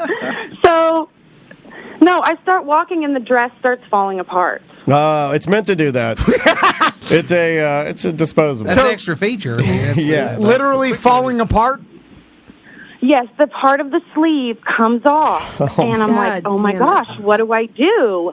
And so one of my bridesmaids and I shoot into this office we were passing, and we try a stapler, we try tape, put some Post-its on it. $4,500 dress. Hold still. If we can find 2 more bottles, I'll white out your titties. And so I'm just like, oh my gosh. So I end up tucking part of it in, but it's still kind of showing, and it looks like I have a wad of Kleenex under my arm. Oh. And I have to go into the reception looking like that. Everybody's waiting because we're back there trying to staple it, and they're all looking. And of course, my cousin comes up to me, "What's wrong with your dress?" From then on, all the pictures I wish I'd never been born. You're not helping, Steven. Yeah, and so it was a terrible time. But the only thing that helped was Weed Kara was there, and she hugged me and let me cry into her big old bosom. Man, fuck that. She's cool and all, but she ain't worth $4,500 worth of fuck. Yeah, so fuck what that. about? Was there any recourse? Could you sue the guy? I mean, he didn't give you didn't pay for what he promised. I mean, you could at least Miami shit handle him. yeah. At the very least. Did he say anything after? No, you paid for what he promised. He just didn't deliver what he promised. Yeah. I thought about taking him to small claims court or something, and then I just said, you know what? I just want to forget everything about that day, because it seemed like after the dress was put on, one thing after another. That breaks my heart. If I was that guy, I'd be like, it worked. No repercussion for being a shit. If I go here's after the him, can I thing. get half? Yeah, he's like, here's the thing. If they don't track me down and I can't see their tears, I'm okay with it, because they must not be that fucking mad. Count my monies. Yeah. Oh yeah. Well, Tia. A couple questions real quick. How much did you spend overall on the wedding? The wedding, I feel like the dress cost more than the entire wedding. No, because I was or really are you frugal. sure? You pretty sure? You cutting it No, pretty I'm tight? positive, because our venue was $800 because I worked there. I was a bartender at the country club, so I only had to pay $800 for the venue. You know what hurts my heart here? I made everything. And to go with what Tim's saying, I know that custom stuff. I mean, I designed my wife's engagement ring, or wedding ring, rather. It wasn't that expensive, but I did it at Goldsmith. I love those guys. But they made it affordable, and I went in there and worked on it. And it really does. I think it adds to the fuckability of her dress in the fact that she didn't invest just money. She invested thoughts and ideas and time. This is basically her fucking wedding at this point. But the idea of sitting there and working on something and trying to be creative to cover the tattoos with you know what I mean? If I had been fucked over, which I was not, I've been so happy with a custom ring. You know what I mean? Think of ideas invested too. Yeah, I think you have to weight that. And then you're hiring a photographer for these pictures that you have to stare at for the rest of your life. To remind you of the You're dress paying for pictures of the dress that you got hate. fucked on. Yeah. Oh my god. So, but does he have good reviews and everything? Was it just a fluke? You never got any explanation on why it was such a piece of shit dress?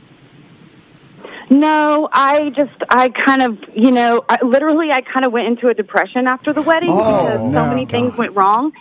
And I just was like, forget it. I haven't even contacted him about it, but he is a very reputable dressmaker in our town, and I haven't had anything to do with his card right here. It's Thomas Vaughn Designs.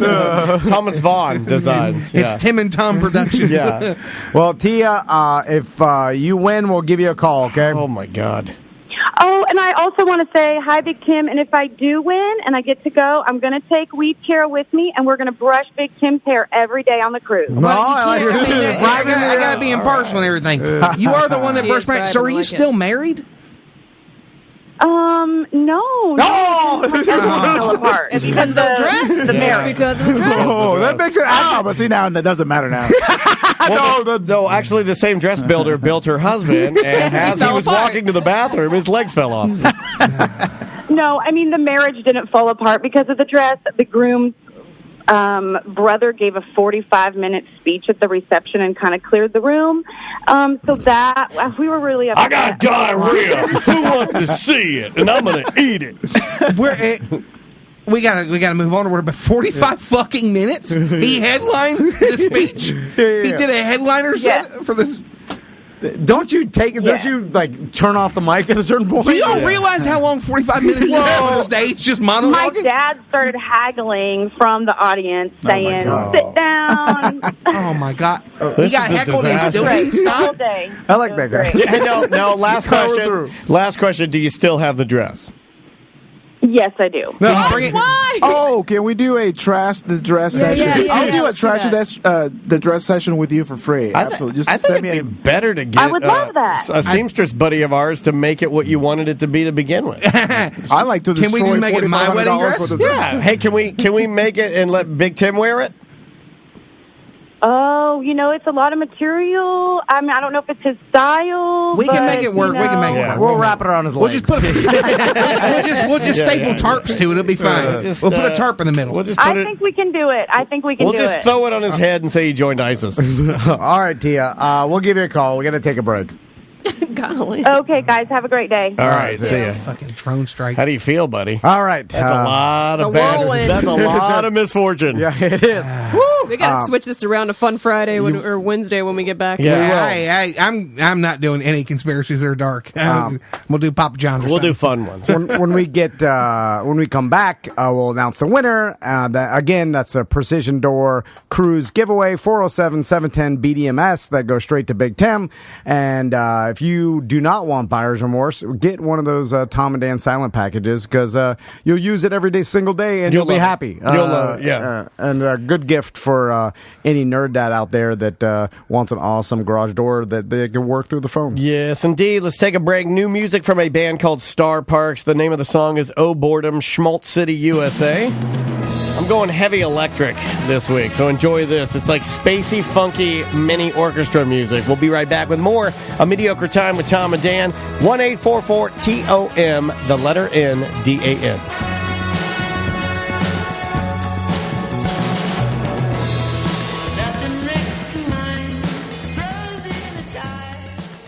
Seminole Power Sports and Seminole Power Sports North. Number one in fast fun, Seminole Power Sports.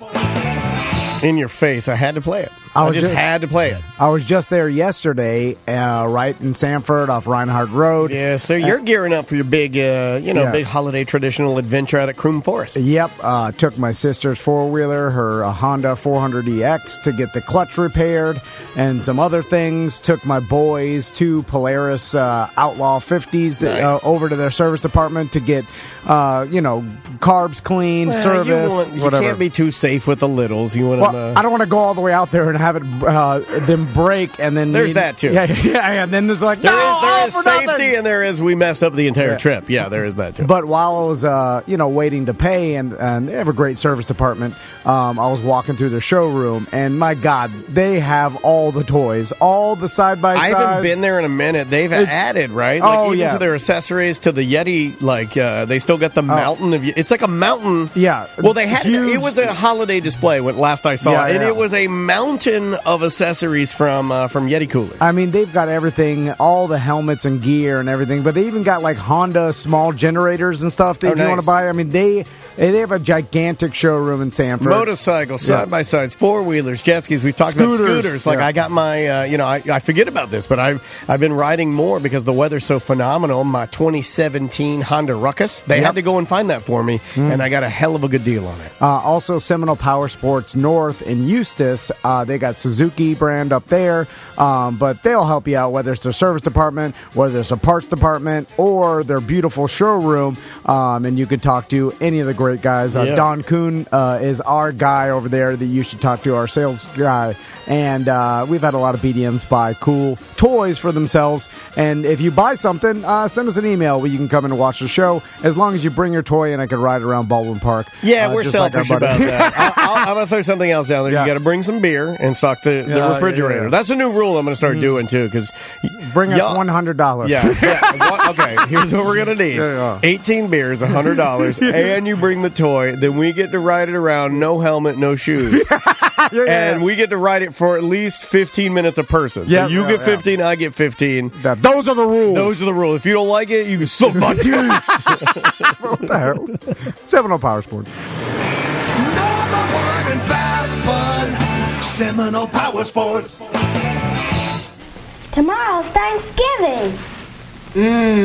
Turkey and dressing and pie and cake. And fruit salad and whipped cream and cranberries. Gee, I can hardly wait. Me too. Well, you know, children, we've had a lot of expenses this month, and, well, your father and I thought that... Well, the truth of the matter is, there just won't be any turkey this year. Got him! Got him! Oh! Whoa! Whoa!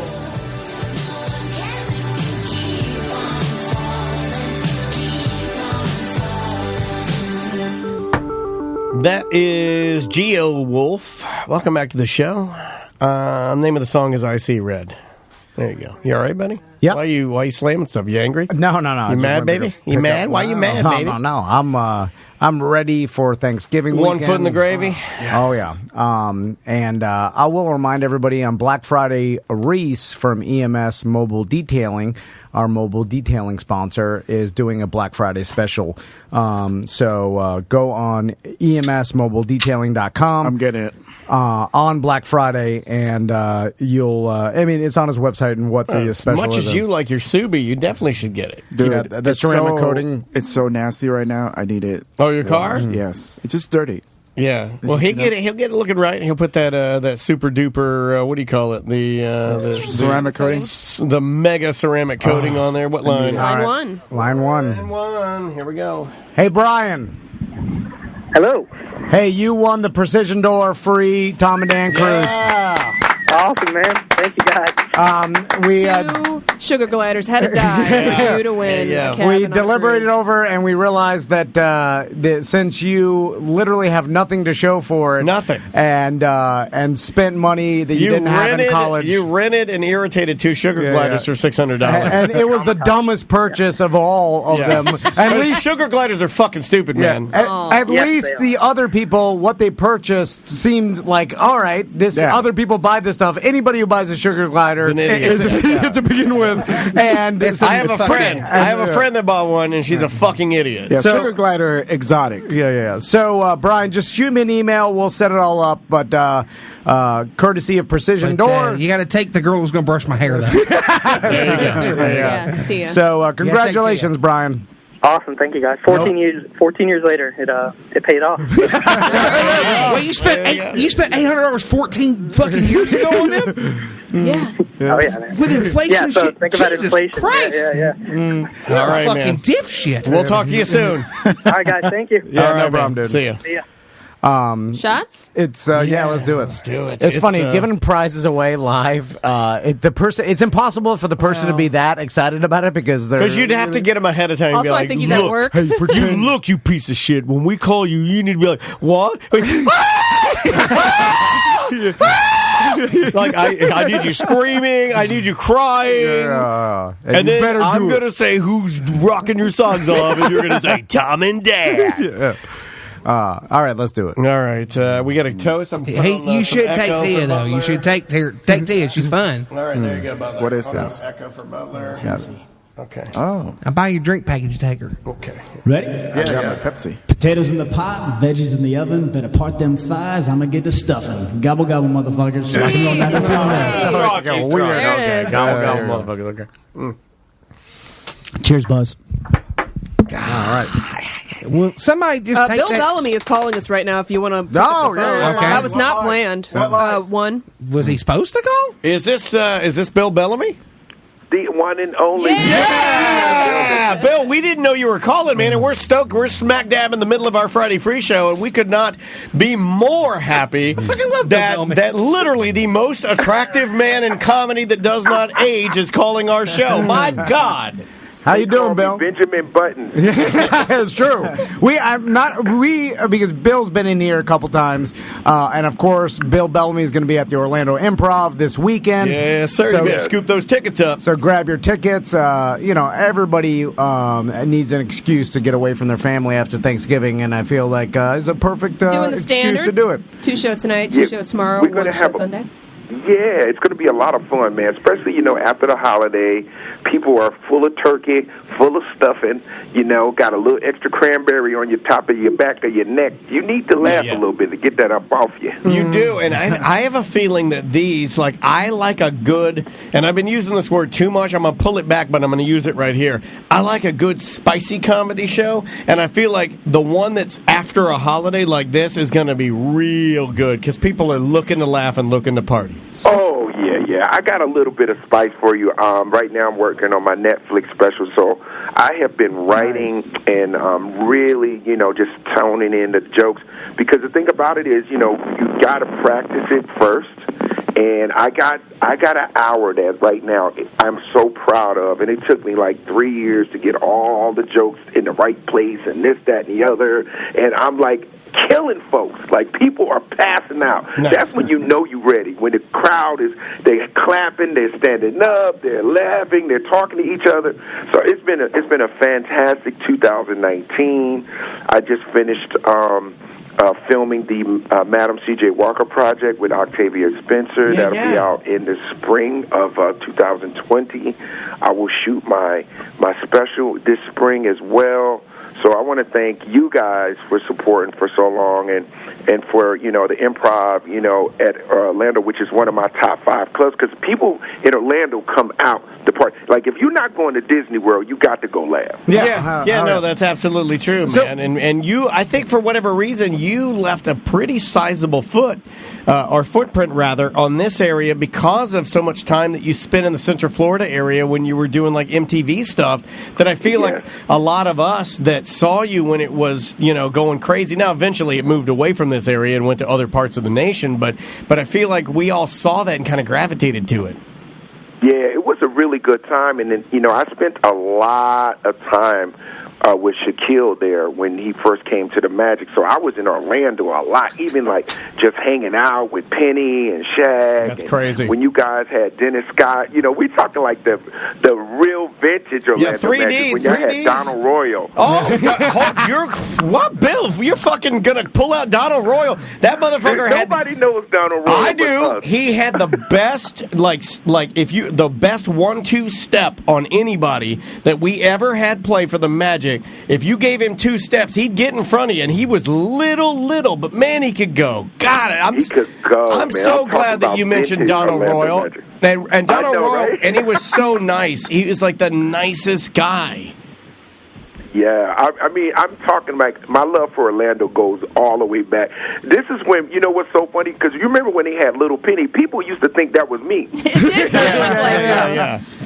I was like, no, that's Penny Hardaway. Come on, Bill, that's really you. That's hilarious. Bill, but Chris Rock was doing the voice at the time. Yep. But I'm coming into my own on MTV, and Penny Hardaway at that time was very, very popular, brand new to the city. So we looked very similar. The biggest deal in elementary school. Thank God I wasn't 6'5", because I really would have been Penny Hardaway. Yeah. Bill, you bring up something that we've talked about before the last time you were in here, but we're talking about what would that be the 90s, late 90s, early be late 90s, late 90s, and pre-social media, and I feel you were hanging out with some of the biggest celebrities and sports stars. Back then, I feel like it was such a better time to be a celebrity. Before everybody had 4K digital cameras in their pockets, they could film you at all times. We had so much more fun because you had your privacy. You could be a little looser, and you could say things you wanted to say. You could hang out with anybody you wanted to hang out with, and at the end of the day, they would just have to remember it. Now they got their 4K movie if you do something crazy. You know what I'm saying? Yeah. And I like the 90s. I mean, a lot of us talk about it, that we had a moment, maybe 10 years of freedom to be young, to make a mistake, to be wild. involved. You know what I mean? Just imagine if Dennis Rodman was on Twitter. He would probably have 80 million followers back. Yeah. Well, think about it, Bill. Think about it now. Like yesterday, we do a segment called Who's Porkin' on our radio show, and we were talking about everybody blowing up about Justin Timberlake now. And what's going on? What happened with Justin? Apparently, my partner Tom was talking about 4K everything.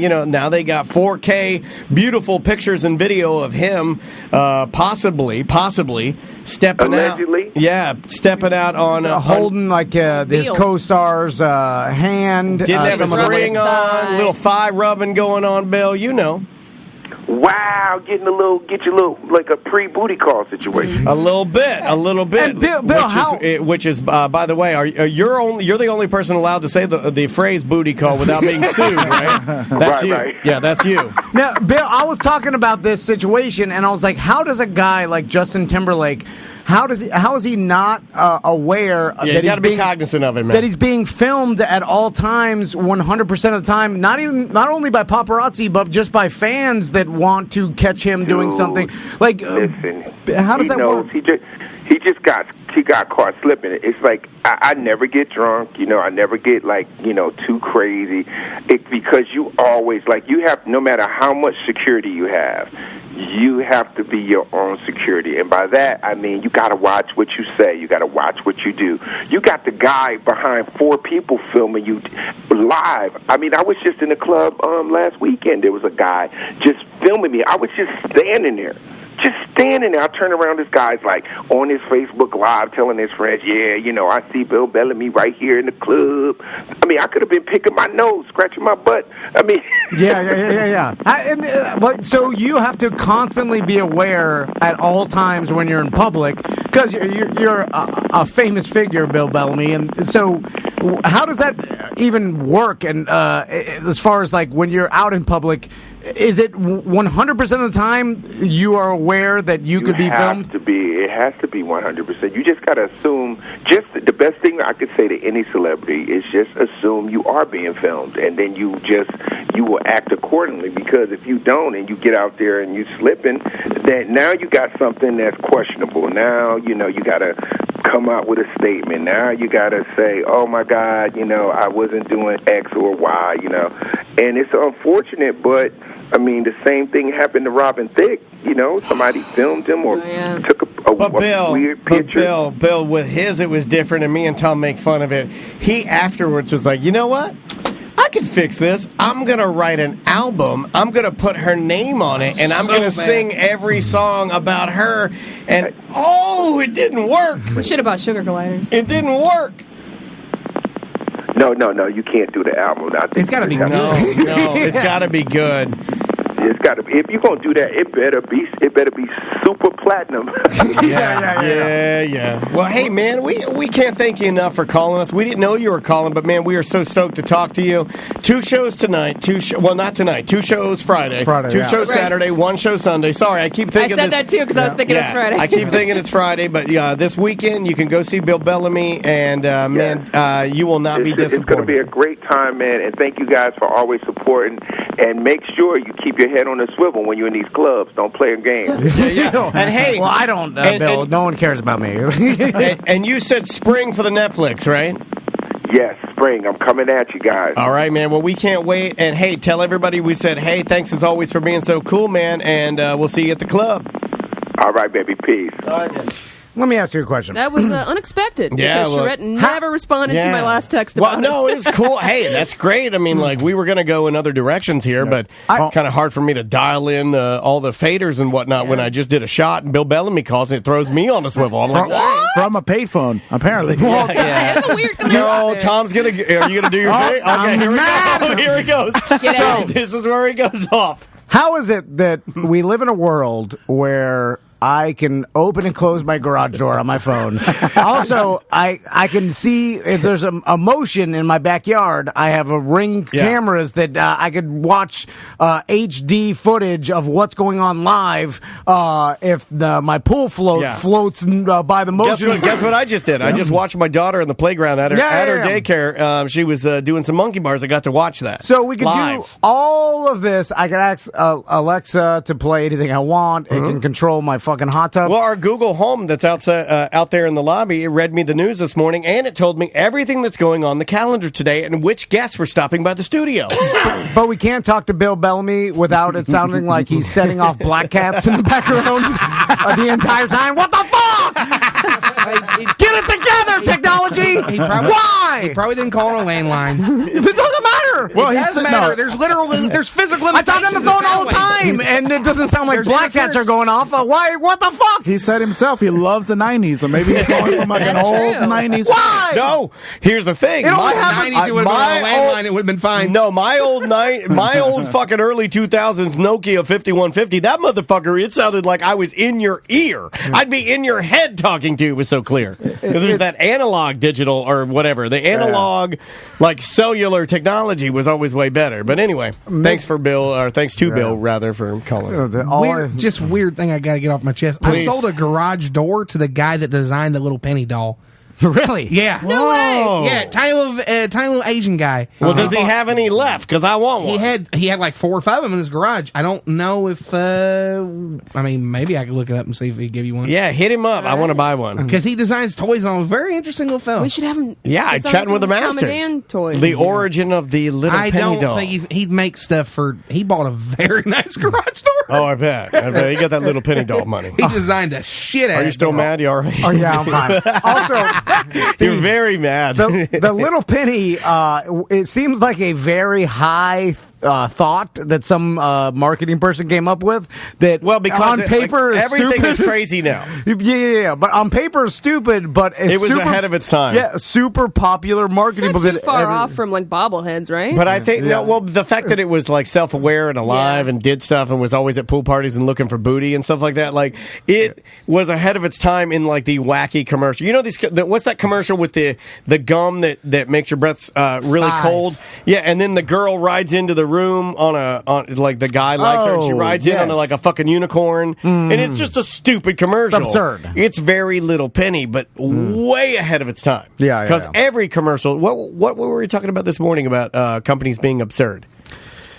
You and I were talking about that. About like, I think they're just going absurd now. Well, it's like the Sharknado movies. They're purposely bad, and it's you know, if you do it and it's right, and it can be we were talking about how now it's this new thing. The something with the pouch that you hold some shit. Cheddar Bay biscuit sweater from Red Lobster. Red Lobster. If they won't fucking send me one, fuck you, Red Lobster. No, but I put it in the same category as Little Penny of being like that's never going to work. And then they put it up now, and everybody's like, "Oh, they'll talk about it. It'll buzz a little bit." They also only make like 200 of them. KFC did the same shit with like some like life-size Colonel tent or some shit. They do this purposely because it gets the narrative out. It's just like with Jeff Bezos and all that money he supposedly gave away to charity. No, he assigned stocks of Amazon from his charity to charities with certain requirements, but that's not how it gets told. It gets told as $98 million. Red Lobster probably made 1,000 of them fucking sweaters. It's a certain. It's funny because you're actually like a rich guy's told me about this a long time ago. Like, and by rich I mean like just rich enough to do this, but not wealthy enough rich to like enough to talk to you still, but not so rich you can't talk to. We haven't broken into that like ultra wealthy. Like Tom and I know a lot of millionaires. Like each of us have dabbled with different ones. But we've never really reached that like almost scary rich. Like I could kill somebody and cover it up like perfectly. Well, I mean, if you ain't gotta be rich to have that done. Well, I mean, like properly. But you mean kill them in their jail cell? Yes, fine. Yeah, a little Epstein style. But rich guys used to tell me they're like, I go to all these charity events and I bid on all these charity packages that they sell to try to raise money, like these fishing trips to like Bermuda and all like these all expense paid trips. A trip to World Cup on a private jet. All this stuff, and it's all a tax write-off. So my company will buy them, and then we'll write off what the expected value is of the actual package, which is usually heightened because it's all retail, like all the retail, the hotel, the retail discounts at all. Because it's all for charity. And he's like, and I needed to donate the money anyway because my company has to donate a certain amount. But now I can benefit off of. Now it sounds kind of shitty, but at least he's donating to the charity. But the guy's benefiting off of the shit. The whole world's a fucking scam, so it's fine. And pretty much. And then with all these ridiculous, like ugly sweater, Cheddar Bay biscuit things, all corporations have figured out it's way cheaper if I can do something absurd and get every wacky morning show across the country to talk about it because it's free publicity than actually buying live reads on. The fucking press release has 150 words in it, and every story uses 80 of them words. Yeah, Pornhub.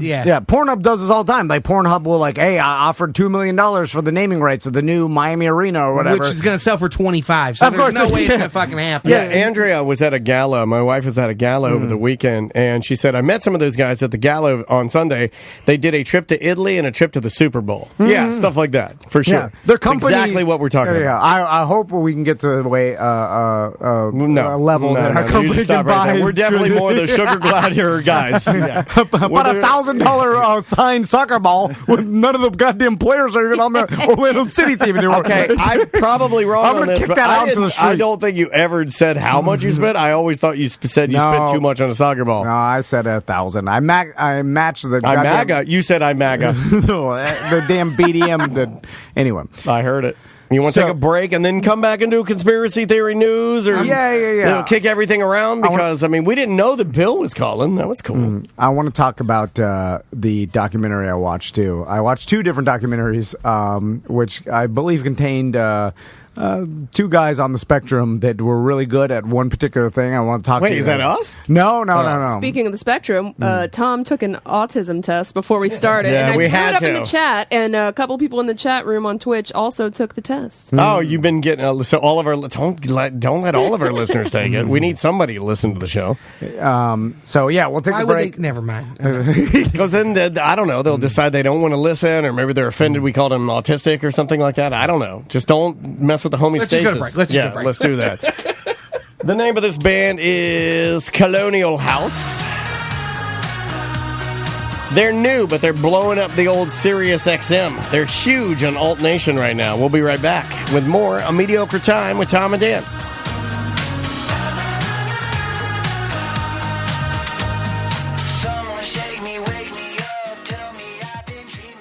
You're gambling again, aren't you? I promise, I'll get it back. There'll be more than enough for bills next month. Yeah, I've heard that before. I can't live like this anymore. And now to give you an update on his addiction, it's our friend and yours, Tom Van, with his hit bit. Never not boom! Oh, I thought you were talking about all the other addictions I've got. No, okay, the gambling. addiction at hand. Oh, the addiction okay, at hand. Oh, okay, because we could do a lot of segments. Plus, you don't drink during the show, addiction. You don't smoke during the show, addiction. This is the only addiction you do live on the show. Yep, I went 2-2 last week. I'm drunk and high right now. That's the only way I can tolerate this bit, and you losing. Why did I bet on the Rams against Baltimore? I have Wait no a minute, idea. I thought you weren't. I heard you sit right there talking to somebody about it, and I thought you were not. Well, I did, and a lot of other sharp money was on the Rams, and whoa, they got blown out. The Ravens are good. Anyway, my record is 26-23. Still so close. Still 3 games up as far as winning. Yep. And here we go. All right. First off, my Thanksgiving Day parlay. Here we go. I am straight up taking the Bears, Dallas, and Saints money line. That's plus 180. And here's my explanation. I feel strongly the Bears are going to win. I just can't bet on that spread with Trubisky. But agreed. The Lions, Jeff Driscoll's out. They're starting David Blau, who's never even started an NFL game I believe before. it's David Blau. Yeah. I think you have to say it like Method Man.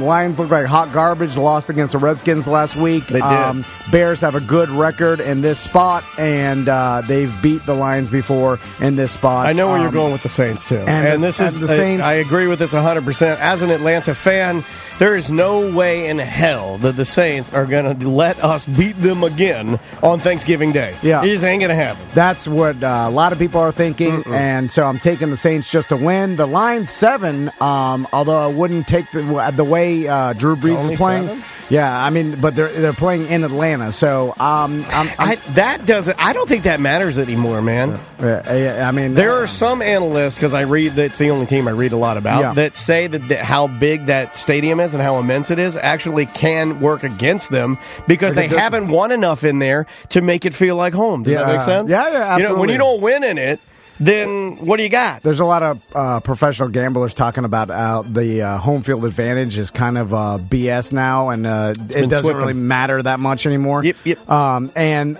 Dallas, now I kind of like the Bills plus 6.5 in this spot, but I'm taking the Dallas money line in this parlay just because they have some 60-something% winning percentage at Thanksgiving Day games.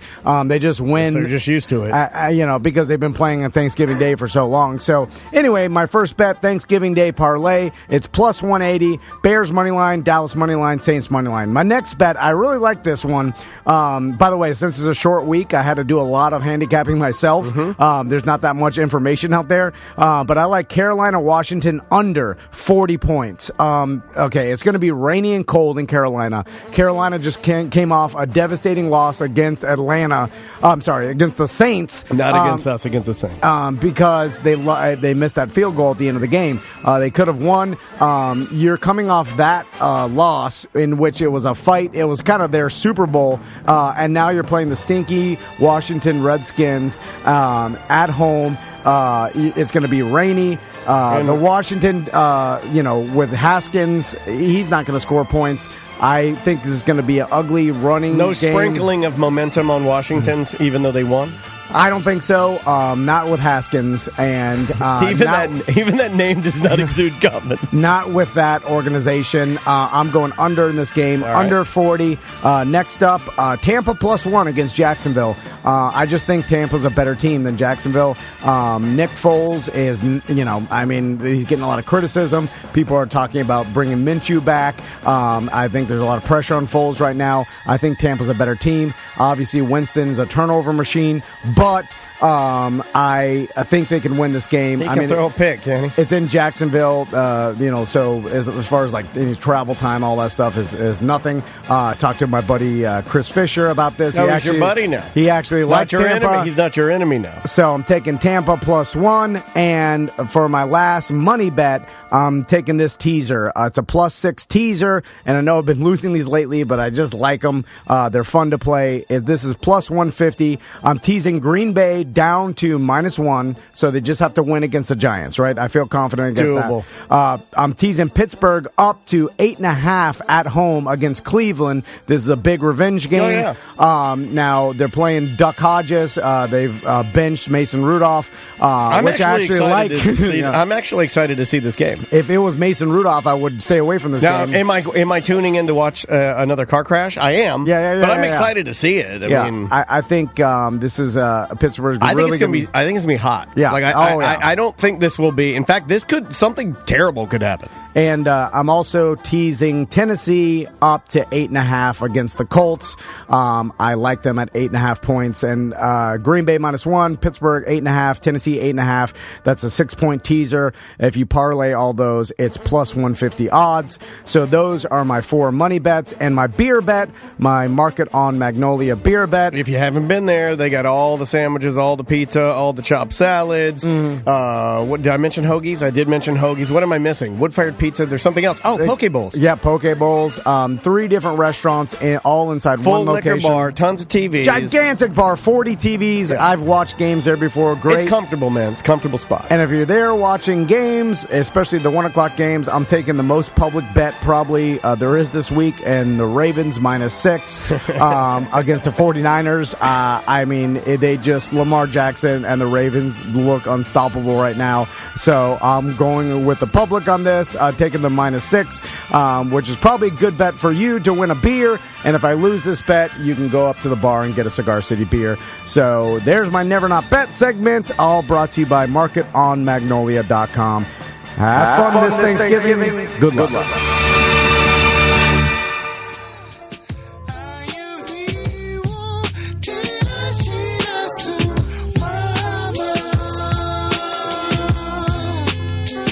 You want freestyle, buddy? You can freestyle Japanese if you want to. You can just make things up and you can be like, That's stupid. I don't know if you can do that. That sounded legitimate. Why would you want to hear that? It was stupid. Well, you just listened to a full song. You didn't know what the guy was saying. It's a song, not me. Welcome back to A Mediocre Time with Tom and Dan. I am Dan. Tom. No, that is not K-pop. That is J-pop, EJ. And, we're on Twitch right now, twitch.tv/Tom and Dan Live. What do you want to do now, buddy? I'll tell you guys a quick story. So I've gotten probably 5 calls, and they're the same exact thing. And it's only been this, and I'll explain. So when we launched our BDM membership program back in 2012. Well, now it's like a membership program. Back in the day, we, the full transparency of it, we always knew we wanted to do a membership, like a deal, like a subscription deal. Yeah. But we didn't know when we were going to pull the trigger on it. And so we said, well, let's just build it in the background. We'll have the website and everything good to go, and we'll build it in the background, and then if something happens or whenever we see fit, whenever we're comfortable, we'll have it ready, so there'll be a whole other website behind the one we have, so we can just pull a switch and bam, we're good to go, and it's out there. So we built the infrastructure for a BDM subscription program behind the scenes, but we did nothing with it. And how long did we let it sit for? It was probably 6 months before we launched it. At least. When they basically said, don't come back, and then we're going to reuse the launch. Oh, guess what? That was yesterday for me. Was it yesterday? Yeah. So that must have been like 7-year anniversary. 7 years ago. Yeah. Anyway, so when we initially built it, because obviously, when you get charged every month, there has to be like a business phone number attached to the business for Stripe, which is the company we use that stores all the credit cards securely and stuff. It's a third party. We don't. Oh yeah, a lot of people don't know. Maybe this would cards. help subscribers. We can't touch any of your info. Yeah. It's a third party company that's professional. I was like, hold on, what's your credit card number? Yeah, you're doing your own merchant process. I'm going to put in the file. If you had a nickel for the amount of times that people send me photographs of their credit cards and tell me to update their account, and I have to go, okay, I deleted that, and I had to go back in and delete it like from the archives. Don't do that. You do this. I can't touch any of that shit. Tony Palmietti's got my debit card. It's I know, but like I send photos of my credit card. I could potentially have hundreds, but anyway, we don't touch any of that stuff. We use a third-party vendor. So anyway, we use my $8. I use my cell phone number because at that time we were small business. I was like, well, it was technically the business line. We also didn't have a brick and mortar area to direct people. So probably shouldn't tell, but BDMs are cool. It's fine. So when they're not. When that's an Easter egg. When you go, you could find it on your bank statement or whatever. And so normally when an angry mom is looking through her bank statement trying to figure out like what these charges are, they end up calling me. And I'm not even joking. It's only been moms of BDMs, and these are not teens, by the way. No. These are grown men in their 20s. What I did we assume. determine yesterday? 25 and up? I don't know, but it's not like it's some kid. It's 25 and up. So I get calls like probably one time a year, and it's never been anything else. I'm than just this. living with my mom right now. Kind of save up enough to get my lawn trailer back. So it's a lot of that. It's a lot of that. I was driving. Hard, man. Capitalism sucks. It does. I was driving to go grift a trailer from a BDM. Yeah. I'll give a shout. Thank you, Calvin. I appreciate your trailer for a week. I traded him a hat. Perfectly fair trade. Who are you? Hobbs? You're Hobbs, ladies and gentlemen. And on the way up to Mount Dora, I get a call. You gave him a fucking hat? Yeah, a straw hat. I think a $30 retail. Okay, how many of these do we have left? Because apparently you're using them as currency now. Has the race war started? I mean, I'm not going to lie. I was going to be like, hey, man, I get a couple of them straw hats. I can grip. Are you using them as currency now? I mean, I'm about to. Yeah, it's good. It's good as gold. Yeah. Well, why do we buy these? To protect people's shoulders or to fucking buy other shit? So I get a call, and then she's like, hello? And then I'm like, hello? And she's like, what is this? And I knew, because it's always the same. It's a confused older and mom. And this is like, what, your 6th or 7th mama? Yeah, I think 6. And I think it's 1 per year ever since we started this. Yeah. Nothing else, by the way. No one's ever called me, and it's only angry moms. And then, so I'm like, hello? And she's like, what is it? And she's like, I think I have the wrong number. She hung up the first time because she thought she was calling a business, right? And then she calls me back. And you're like, it's fine. Back to Bill Simmons' podcast. Driving. So I answer again, and she's like, hello? And then I'm like, yes. And then she's like, is this Tom and Dan? You know, she's reading it off her Wachovia website. She's like, it's tomanddan.com. I'm like, yes, this is. And she's like, I don't know what this is. I've been getting charged $295 a month for months. And she's like, I don't. And then I'm like, do you have a son? Because and she's like, yes, I do. And how dare you talk about my son? Do you have a son living in your garage? All right. Is he waiting for his lawn trailer? Save him enough money to get his lawn trailer back? I could tell. Did he buy a snake? I could tell by your age, mixed with the fact that it's a BDM membership, that it's your son and he's had a bad go at things. And he borrowed your credit card to sign up for a BDM membership because he couldn't use his own because he doesn't have a credit card anymore. Scumbaggery. So now that we've come to the end of this cruise competition for Precision, our new competition is going to be have your grandma or mom that you stole her credit card call into the show, and we'll give you free BDM membership. So I'm like, okay, I offered. She's like, well, we changed our credit card. And then she started accusing me. It's like, is this some sort of scam where you sign up for free? She started giving him the fucking business. I'm like, no, you have to pay right away. Then you get billed and forget about it. Not totally a scam. Yeah. So and then she's like, well, I changed my credit card. I'm like, why are you even calling me then? Like, she told him. She's like, well, it doesn't matter. I've changed my credit card. I offered her. I was like, listen, I was like, do you want to, I'll give you a full refund. Just give me the email address and then I'll refund. She's like, no. I think she expected me to be like, you paid for it. It's fine. Like, be a dickhead. Fine. My email address is knittingbyKaren@gmail.com. So, this is a word of the wise now. The next time this happens, when your mom asks, what's Tom and Dan, I'm going to be like, gay porno site. Wait, dude, you didn't tell me you were going rogue on folks. Hardcore gay porn site. Just bare back bug chasers, baby. I mean, can we change it to my number? Because I want to go more aggressive. I want to be like, I fuck your son for money. I'm going to tell. I'm his private dancer. Hold on. So, private dancer for money. Do what you want me to do. Next BDM that steals her mom's credit card and signs up to become a BDM. Private dancer. Operation Private Dancer. Then when she gets pissed off and calls me, gay porno site. 100% of the time. I approve. So that happened. And also, I watched on Disney Plus. I thought you were going to die there. I watched... Gay porno. You know what? Put the sugar gliders on his eyes, push his body into the river, shoot the arrow, flame. Yeah. On Disney Plus, they got that documentary. Free you're starting solo. to sound like an old man. On that Disney Plus, they got their free solo. And so me and my wife watched it. What'd you think? It was crazy. Like what this guy did is fucking insane. Like when you see, you're like, holy shit. By the way, it should have been called Autistic Guy Climbs a Rock because the guy is definitely on the spectrum, and they even tested his brain, and apparently when they did like the full brain MRI, like his amygdala, I guess is what it called, amygdala or whatever, the part of your brain that like handles any emotion. Seen Caligula.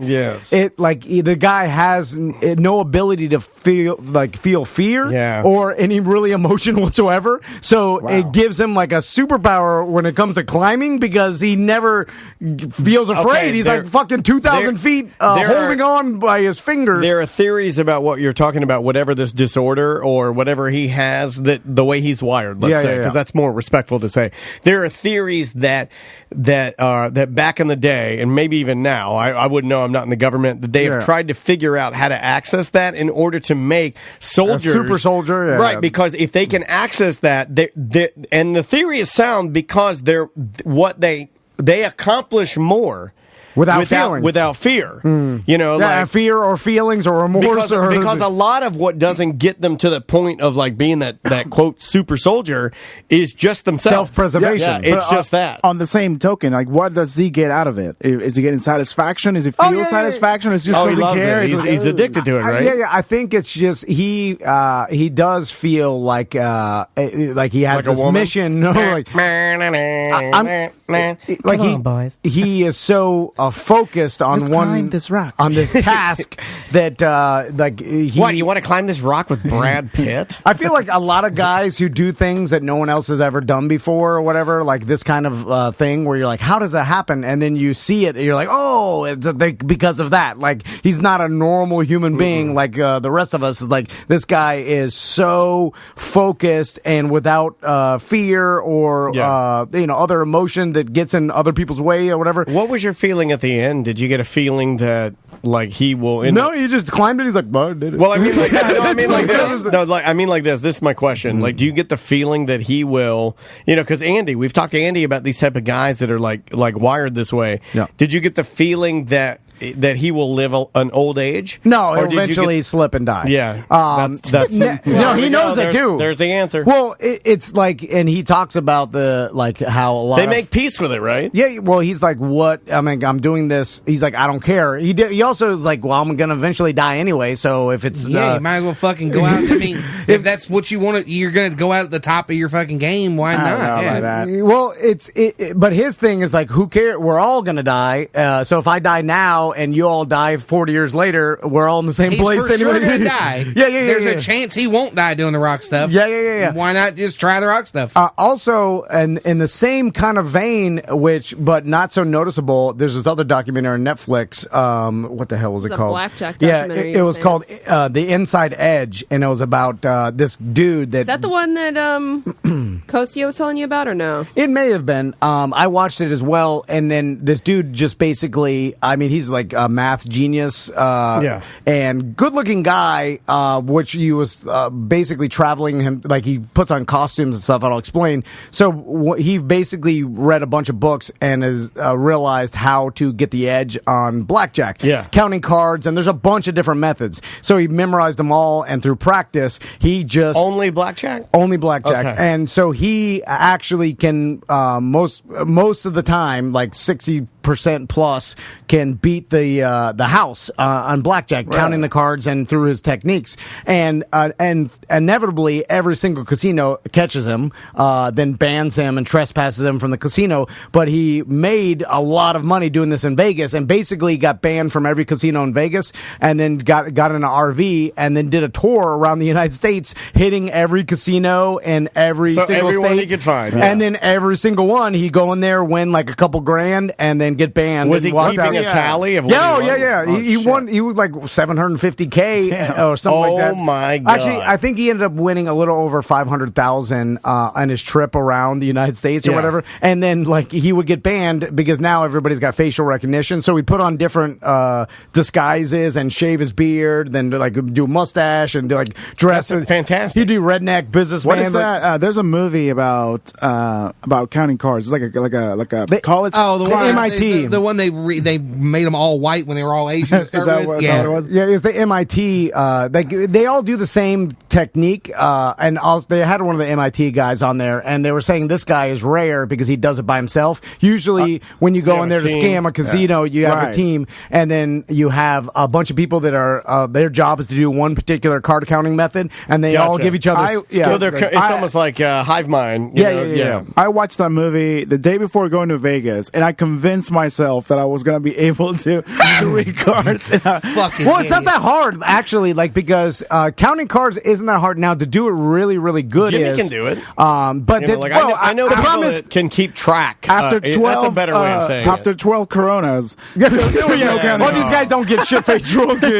Also, the funny thing is, this goes with all gambling. If you're ever too good at gambling, they will stop you. In sports gambling, the same way. You can only achieve your biggest achievement will be when the whatever sports book stops letting you gamble because they're like, too good at it, no more. Well, that's it. There's no recourse. Is there a ratio? Like, is there a level to hit that's like, okay, you got to be like 51 here, and then you can eke up to like 67% win percentage, but then you got to back it back down. Is there a way to play it? No, because so you can't get detected. No, because the way you bet is the casino knows that you're betting on the way they're counting cards. You can lose on purpose. You can, but the problem is, if you're going to walk away with winning, they're going to say like, "Oh, the way this guy is betting," and now everything's so the technology is so high that the casino can track the amount of chips you're betting. And these guys were putting chips in their fucking knees and shit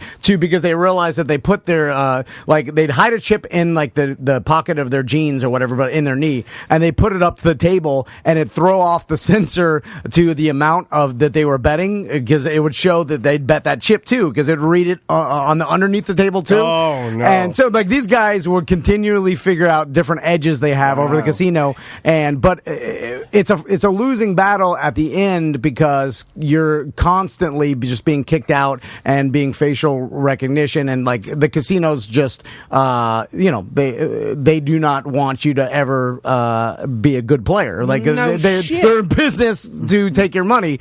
They both were good though. But it did tell me, okay, what do you guys think about this? So, and then we'll talk about conspiracy Have theories. you ever seen how Sam just roasts you on Twitch? He just literally roasts you on Twitch. That's fine. It's great. So this got me thinking after the Free Solo documentary, I'm like, this motherfucker is perfect for climbing mountains. Yeah, made for it. His brain is made for it. He's conditioned his body so his fingers are callous, his toes. Like he's got the perfect body style. Like this guy, he was born for climbing. And how many people out there find themselves in a position that is perfect for the way their mind and body is? I think it's very rare, right? Oh, like probably almost one of the rarest things on earth. I bet. Like, is it just by happenstance? Because this guy could have ended up, anything like in a different position or whatever. Like, and he wouldn't have been the best rock climber in the world. You know what I'm saying? Like, there's tons of athletes that end up in a position like, oh shit, this guy is the best running back. Everything about him, Michael Jordan. I mean, I was literally about to say Michael Jordan. I mean, you look at him. I was watching Tom Brady. I was watching highlights. Michael Phelps. Yeah, Michael Phelps. I was watching highlights of Michael Jordan last night. Like, I think there's one circulating now because they were talking about how much trash he used to talk. And then you did that infamous one where it's it could have been Hakeem Olajuwon. Yeah. Is on the line and he closes his eyes and says, "This one's for you." And he just closes his eyes and makes the free throw. Because he just liked to get in their heads and talk like cash shit. Yeah. I mean, he probably would have been best there, right? I think we can all agree. He found his perfect calling, which is basketball. Look at a guy like Cristiano Ronaldo. Yeah. I mean, the guy's a freak. And the cool thing about Cristiano is that you can go on YouTube and you find they've done experiments with him. They'll create the sports science ones are crazy, and it's insane that the kind of shit that he can do. Like they would take corner kicks. Oh, we watched this together and turn the lights off. Turn the lights off and shit. And the guy can react and still like do like a bicycle kick. In complete darkness and score a goal. Because he saw where the trajectory of the ball was going to go. Like half a second, he saw where that ball was going. So, how many of regular people like us are in a job or position in life that our brains and our bodies are perfectly suited for? I feel like that's a rare thing to, this job, I guess, although maybe we're doing this and we could be better and the best at something else. You know what I'm saying? Probably be better selling sugar gliders in Daytona Beach at the flea market. Like, no, like I don't know what I would be like. I mean, I guess this. I don't know. But you could, because here's the thing: you say that because this is what you're doing, but there could be something else that you could have. Your life path. You know, what I think I'd be really good at, and we already mentioned it. Kirby. I could sell a Kirby vacuum. I think putting me in your home and then having me charm you a little bit and then sell you something. Like I've always I've relied on being charming to even just get girls. Well, your dad was a sales guy. He was good a charming sales guy. Yeah, it's a superpower. Maybe I should have been the computer guy in this company. Have more sponsors. No. You're a lot like my dad. Like, you're very much like my dad. Like, you like the conversation, you like the hunt of the sale, you like the, the details of organizing it. And then when you get it done, it's almost like a little bit like gambling. Like, you check that off, you're like, yes, I did it. And you get a little bit of don't you get a little bit of a rush? Also, racist alcoholic. You are racist. Yeah. Oh, wow, you also slap my mom's titties around, which is really weird because you're not my dad. You're just my business partner. I'd love to be one of them red balls they put in front of Target so you can't drive a truck into. Well, you're Wait well, you're not that. I haven't been able to monetize it. Well, if we got some red paint, I think we can make your dreams come true. I know where there's a Target. There's some red paint. Look for some red overalls at Amazon. We're 15 minutes from a dream, baby. Yeah. Fucking 6 months from now, time to be like, hey, Big Tim, Big Tim. I got an idea for you. Will you paint yourself red and go sit in for a Target? I mean, I know you want to do it. I mean, you should have seen my original idea to give away the cruise. Oh God! Do you want to say it? No. I want to hear what the original. Let's just say we would have had to axe you out of a water tank like a magician who's drowning. Why the fuck would we put me in a water tank? We're gonna need Jaws of life to get you.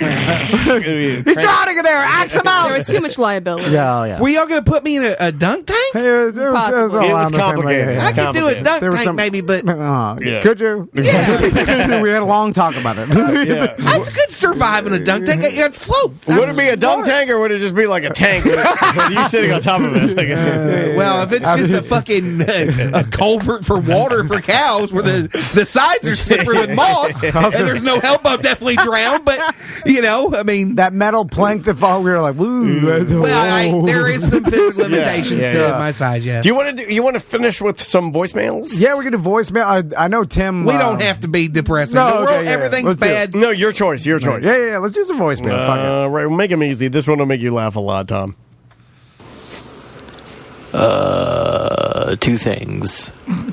Dan's Arabian Night pants and what's it? My pants, remember? When they went to pull me on the horse at Arabian Nights and they split my pants and it was fake. I knew I thought you would like that one. That was my first time being fooled by a fake video on the internet. I was a Monsters fan. I was like, and then you guys were talking about this before I was even an intern. And then I went online, but back in barely was a website. It was just some fucking shit. Yeah, like a flip cam or something. One logo on there before 56K modem. And then I saw the tiny video because back then when you played a video, you it was like a postage stamp. Yeah, tiny video, and I'm like, his pants split. I thought it was the funniest thing. Showed my wife. Here, try this one. So disappointed when you told me. Here's something that I thought was a weird phenomenon. Like when you put out your call for remember the story you told about hurting Tommy with the poles from the tents and everything? Since you've told that story, it seems like everybody's coming out of the woodwork to tell a story about when they hurt their child. Oh, okay. A lot. Right. Here's one of those. Hey, Tom and Dan, listening to the BDM show for this week. You were talking about times that, you as a dad have hurt your children. And I one time sent my son to the hospital because he found my piss bottle when he was 3 and drank half of it. What? Never had a piss bottle after that, as you can probably guess. Yeah. Wait, love the show. At the house in his car? What the fuck? Piss bottle. Yeah. Are you a long haul trucker and the kid's in the truck? That makes sense. But if you're just at your house, what the fuck? Who raise your hand in here if you have ever had a piss bottle?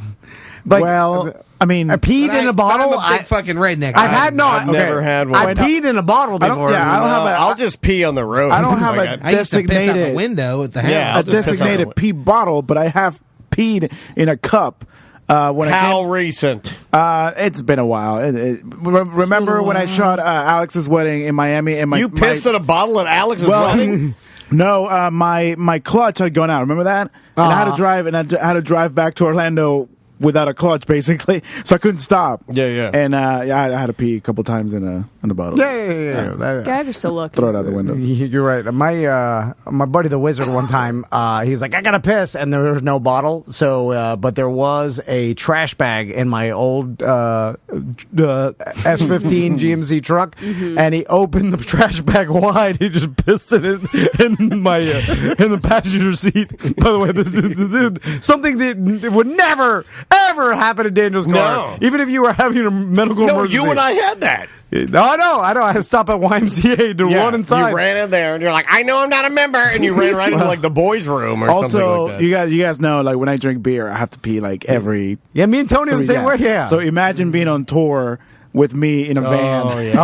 For weeks at a time. You have to pee in a bottle. Oh God, yeah, that was. So they should make like a little potty. Now, yeah. If my sons drank my pee pee out of my boner pee pee water. bottle, but What? I don't think I would take him to the boner hospital. Like, Well, I mean, no, it's he'd not be gonna. fine. Yeah, you could drink pee pee, Yeah, I don't know, man. dude. You know how many times I'm pissed. Maybe you should go to the hospital. Depends on how much drugs are in your. That's true. No. I mean, If I take, let's say I take 200 milligrams of marijuana, and I pee in a bottle, and then my daughter drinks it, does she get like high from that? I don't know. I don't think it transfers like that, friend. Yeah. Because I think it's That's too bad. It's attaching to your Metabolized. I think fat metabolized. molecules. Juan's right. If it's been marinating for a while, but also, why the fuck would it be marinating? Well, he had a pee bottle. Maybe you're which making means a that marinade. It was in his truck, just sitting there for your son to drink. Yeah. That's worse than me, sir. You should. Be I also would say your son's pretty stupid.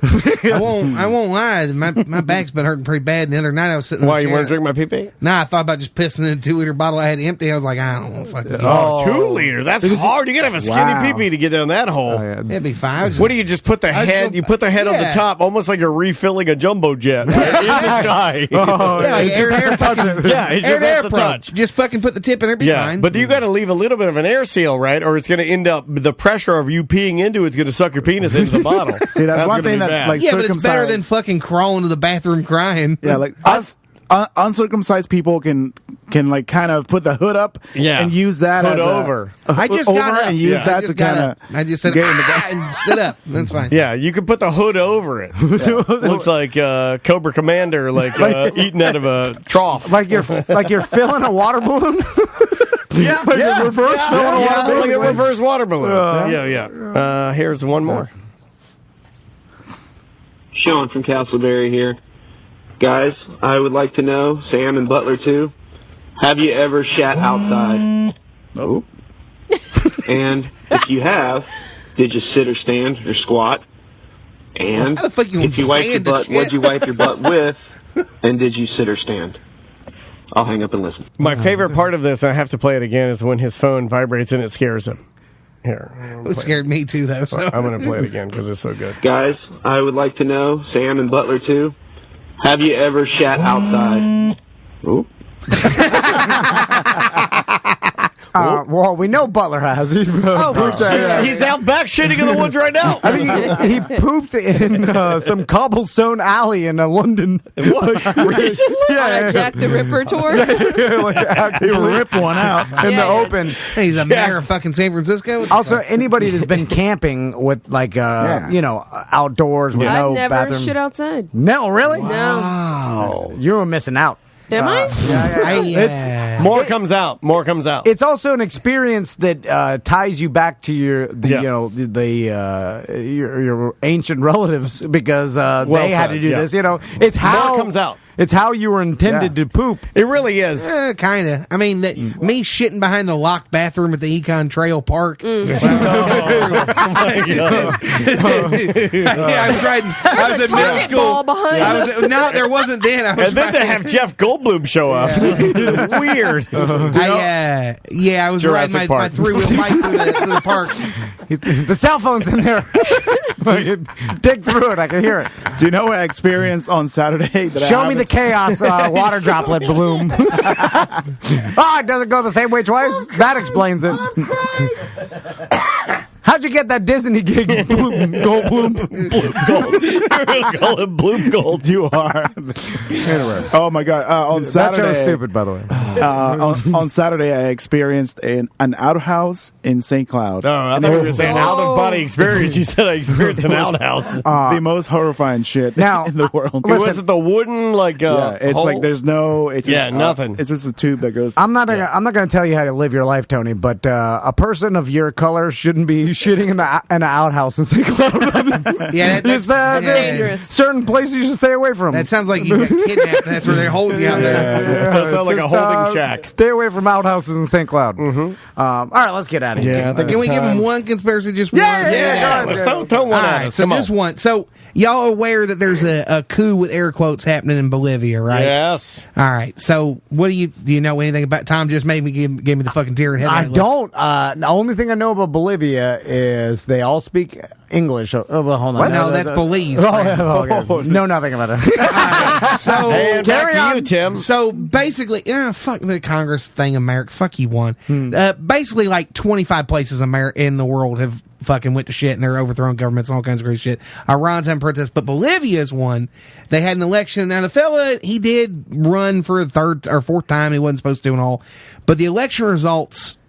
So the opposition party, the people that came in second, didn't agree to the certifying the results. Right. So basically, they said no, we're not gonna take that.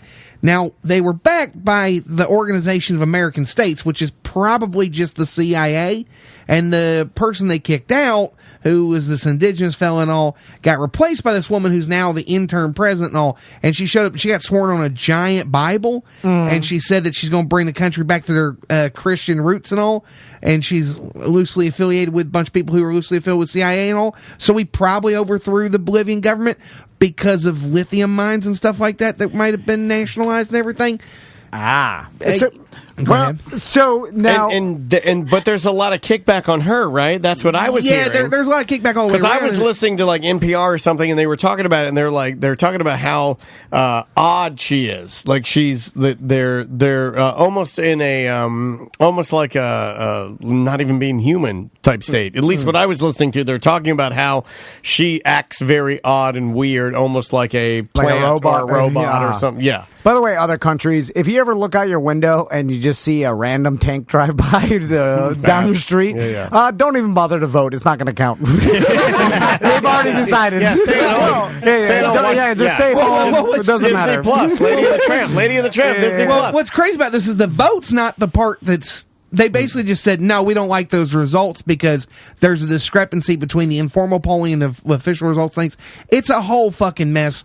Everything is terrible. But he got caught cheating. And there's even like phone and he actually resigned. Yeah, but he got kind of forced out and all. And the cheating stuff, where'd you hear he was cheating from though? I've watched the news. But you got to see how everything's filtered one way. Apparently, like the voting, what was it called? The election, whatever, went down, and when it came back up, like the numbers were all fucked up. No, but they're not really fucked up, and the people they're saying they're fucked up is that Organization of American States. That might be the CI fucking A. That's the thing. So basically, that there's two. Every time you see an election happen, and you're kind of right, but it's the way that they spin this narrative that makes us seem like it's fine. She showed up and said, "We're going to make this a Christian country again." It's like you might as well be a fucking conquistador. But And the other thing, that the fact that Evo, like that's the name of the he fella, was like fucking best buddies with Hugo Chavez and all this shit. So that guy can go fuck himself. And Hugo Chavez sucks, and all that shit sucks. But at the same time, the CIA gave Hugo Chavez cancer, so with a fucking cancer gun because we have one. But that's just me being absolute batshit. How can we buy a cancer gun? I have one. I just don't have any bullets for it. God You know how hard it is to get cancer? I've been trying for 43 years. Every 3 months I come into you, I tell you I got cancer, and I don't. It's very rare. So the exit polls, the informal exit polls are not matching up to the official election results. So like when you see stuff on TV here when they say elections or whatever, those aren't the official results because they haven't been certified yet. Right. Those are informal ones from like... Yeah, it's just polling results. You're talking about a 10% thing and all, and the people that are saying... And where, what is his name? How you say his name again, fella? The fella that Tony Ridge. No, I know Tony's fucking name. Evo. Evo, yeah. So, because I can't ever pronounce these fucking people's names. Get the fucking white Anglo-Saxon names, you pieces of shit. All you fucking. There it is. Here it is. Racist. my back hurts really bad. So fuck. All of you need to be named Bob. When my back hurts, I get racist. Ooh, fucking taco makers. But the whole. I didn't say taco makers. Dan did in the robot voice. The point is, though, the election results with that, his side was like, cool, we'll be fine with it. But then the other side, they're the one that, homegirl, how do you say her name? Do you know? Her name, I don't know. Yeah. I can't pronounce her name right. But basically, there's a lot of dubious shit to it. And if you were going to accept results or do it again, it'd be different.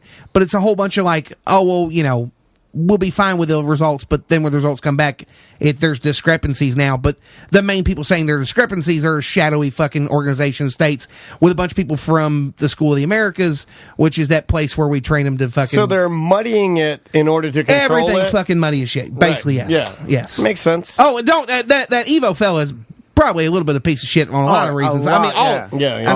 Honestly, you cannot be in power over anyone and not be a piece of shit. Like, Mr. Rogers didn't run for president. You know what I mean? Like, he just... There are... It's because he was a sniper and not eligible.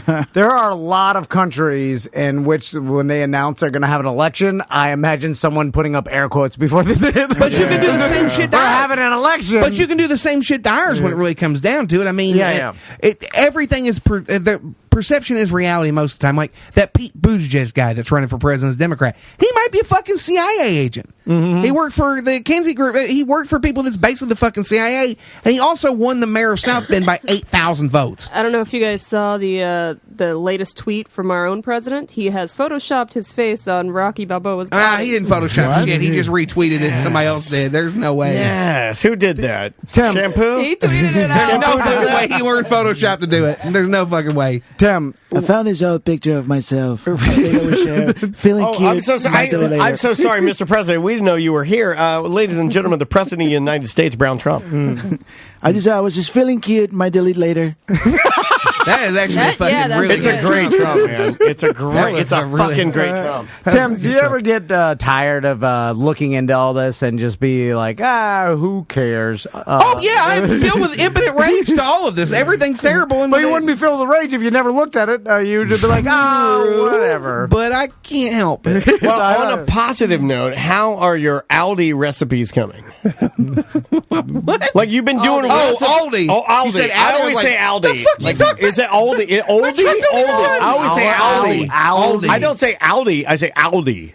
It's Aldi. Aldi. Okay. Aldi. How are your Aldi recipes? I'm loving Aldi. I made some pork carnitas the other night. It was good. But they also had these skillet things. You did like a gyro. Oh, I've done a bunch of stuff. He did like sliced lamb with ramen noodles. Oh, you talking about where I took they had this bag meat of gyro meat. It's a big bag of gyro meat. Yes. I put it in with the ramen stuff they got, and I made it, and it was very good. No, I made. They have ramen broth. Well, they did. It was a seasonal thing, so I made that. Made fancy. But before that, I was just getting fucked up and adding gyro meat to ramen noodles, which is ramen noodles water. I feel like that may be the last thing I'd ever buy at Aldi. What, a big bag of gyro meat? Excuse me, madam, where do you keep your big bag of gyro meat? Well, they got a gyro kit that they sell all the time. It's great. And I pour the... this won't give me diarrhea. I always have diarrhea, friend. I pour the... What? Oh, we know. I pour the terry ho yum yum sauce on there. Yeah, I mean, we don't expect to go in there and see the deuce of Lance Armstrong. You know? Oh no, man! Wow, this is a lot of healthy fiber in here. I basically shit like a goose. Right, it's just lettuce in here. I just fucking aim and it goes out. It's fine. White. Oh, there's your cancer bullets. Right in there. You ever seen a dog turd that's been in the sun for 3 weeks? Oh, I have. Looks like your penis. Occasionally them come out. All right. What have we done? We've done a lot of bad. Happy Thanksgiving, right? Yeah. Enjoy your Thanksgiving break. Hope you guys have a good holiday. Yep. I feel like Thanksgiving is one of those holidays that no one's like, you're excited about it because you got off of work, but all like for the most part, it's like there's probably some family members that you're like, oh. There's science behind it. They say, and this is from like USA Today, 4 hours in, you give it 4 hours, and you're already sick of your family. No, there's a study that they've done. They say the most that anybody can do and like properly, like unless you love them, but I'm saying if you're just like distant or you're just visiting, 4 hours. And I think even that's too much. Well, I think they're weighing out everybody for the average, but yeah, that's what they say. You got to listen to your conspiracy theory uncle talk about Bolivia. Then you got Uncle Randy talking about everything. Yeah, everything. And then one day I'll really get on the QAnon with y'all, and I'll have a real deep rabbit hole. QAnon? You guys. I know. Tommy's getting on some QAnon. Careful what I say. Family members are way up in that. In the what? It's QAnon, right? QAnon, yeah. So it depends on how you say Q. Just they say Q. Q is the. So supposedly he's the guy. Supposedly there's a top secret intelligence leaker, and he's got Q clearance, and it's 4chan, and there's a whole bunch of it. The fucking Prime Minister of Australia is his best buddy from his wife and all is a big QAnon guy, and he's been slipping in QAnon stuff. But basically, they believe there's a global cabal of pedophiles, which is true, but that they're Satanists and that they eat like children's brains and suck adrenochrome, and that Trump's secretly been all the investigation of Trump is actually Trump doing a deep cover double investigation. Yeah, he's trying to get them. Hillary Clinton at one point was going to be put to Guantanamo Bay and then executed like she'd already been arrested. Well, because she eats babies. Because there's probably. But Trump's the hero. He's going to save him because he's doing a double secret investigation of the people that eat babies. There's supposedly a video of her eating a fucking kid's face, which is probably just to cover up her eating fucking, 16-year-old girl snatch or something. That took a turn. Happy Thanksgiving. This is what you'll be talking about. Yeah. Now we're going to go around the room and say what you're thankful for. Yeah. All right, give you a little taste of... Look, everybody's like, look at Tony's face. Tony's like, he's dead. Let's plug some stuff, guys. Plug. Samantha. Hey, I'm going to be at Rock Pit Brewing tonight at 8 p.m. if you want to stop by. You can get a free Semantic sticker, and you get 10% off of your tab. And then you can check out my podcast, semantixpodcast.com or patreon.com/semantics. Yeah, we got some, you did. You got some Patreons, right? Yeah, got 4 new patrons. We need 2 more. That's my goal. 2 more this week. Let's get more than that. We're gonna, but I'm just, every week I'm throwing out a goal. I'm throwing out a goal. 2. Okay. Let's get 2, and I'll be still want to come on your show one day. I know you do. That's rule number 1. Inviting yourself goes a long way. You had me. I come on your show. Whoa, no. Support your local watering holes. Everyone's got some amazing deals going on leading into this weekend. It's just a bar mecca. So, hit up Celery City, West End, Johnny's Other Side, Surfside Tavern, Mets Lounge, Market on Magnolia, Porky's. We got Brew Tap House, Falcon Bar, all for watering holes. And we have Ivanhoe Park Brewing Company, Tuffy's Lounge, and Cigar City, of course. Hit them up all for all your brewery needs. Then again, we also have Tank of America. They have an amazing deal. If you want to drive a tank for $375, I would hit them up Black Friday. They only have 15 available. You got to call them at 321-241-1122. Hit them up on Black Friday as soon as you can, so you can possibly secure one of these because they only have 15 available. Discount. That's huge. It's $750 value. You're going to do 2 laps on the tank and then 1 lap with all the hatches closed. So it's kind of it's really hard. It's hard, I guess. I didn't even get a chance to do that one. That was the awesome. Closest you'd come to experiencing what people that fought inside tanks. Yes. experience, which or what winning the Powerball feels like. And also, if you buy that Black Friday special, we said you can come on the show and hang out. Brown Trump, anything to plug? Yes. Check out my photography website. This is TonyRodriguezPhoto.com. That's Tony with an I and I for photography. This week, dude, like this past 3 weeks, BDMs have been the shit. Yes. We've been busy. Yeah. Even from North Carolina, the McAndrews were here yesterday. Here's the thing: all the dads out there, like you've seen the pictures that Tony took of my son. That will be 100. Sons, you have two. What? You did say son, right? I'm like, but I was just drunk looking at one. I'm like, that's not good. So, but that will be a hit every single time if you It will. if you get a photo like a photo I session. post it. Get a photo shit of your son. One foot in the gravy. I remember I posted this week of a photo that Tony did. Made me cry. Made me cry of a photo that Tony did of my daughter Maisie from last year. And with Caesar in the background, and he just like, oh man, it's so good. So yeah, Tony Rodriguez, you got to get him. Tony with an I. Yeah. Book him for your wedding and invite me, and I'll come to your wedding. And then he'll snap photos of your wedding dress disintegrating on your body. And if you book me for a wedding, you get to sit down here at the show and watch it happen live. Yep. I didn't approve that. That was a side deal. That was a Tom. That's how I get the free pictures. Also, You're not doing all this stuff. You should see what I do. I asked Tony. I was like, "Did he pay for those fedoras?" He's like, "No, they're built into the scam." I'm like, "What the fuck?" Everything's built. And one more thing, if anybody wants to go check out my YouTube vlog, it's Tony Loves Skateboarding. That's Tony with an I. I would appreciate that. Yeah, check it out. It's really, really fun. Happy Thanksgiving, everybody. Yep. Again? No, sorry. Big Tim. Buy a garage door, Precision Garage Doors. You make sure I'm not homeless and all. Sorry I was late. I was selling a garage door. Invite me to weddings and such. I don't know. Other than that, I just wanted to be included. I didn't come all this way. I took time off work. I'll give you props. I mean, that garage door has had so many people talking. Anybody that comes to my house, especially I did some sessions in my. Is it the best? Is it the biggest garage door? Like that garage door. Nobody's ever seen a garage door like my garage door. And believe me, I know about garage doors. So I hope that everybody has a safe Thanksgiving. Do not be eating child's brains or faces, because I will get you, motherfuckers. Sucking fat titties. And shout out to Travis Gill. He's still got my old blue truck. He's a good man. He's working. Gillis Automotive. Yeah, I used them. That fixed my mom's car the other day. And he's got a very first fucking spot. It's a constant reminder of my failures. Yeah, it's right there in Winter Park. When you drive past it. As my citizenship meeting gets closer, I get more worried every time. But the day after is, I'm going to write a letter. I'm going to get I don't know if that would help. Dear Joanna, it is me, Thomas Van. All right, we got to get out of here, guys. Thanks so much for everything. Have a wonderful holiday. We'll be back Monday for BDM shows as, Carnage. Carnage is coming. I'm sure we're going to collect stories, right? Oh, yeah. I can't wait to hear how this whole RV share, BDM grift trailer. Nothing's going to go wrong. No, of course not. Yeah. Nothing will go wrong. And what happens next, you won't believe. So, guys, we'll see you next week. Well, wait a minute. I can't publish that. It's mediocre. And now it's time for the Tom and Dan end of the show footnotes.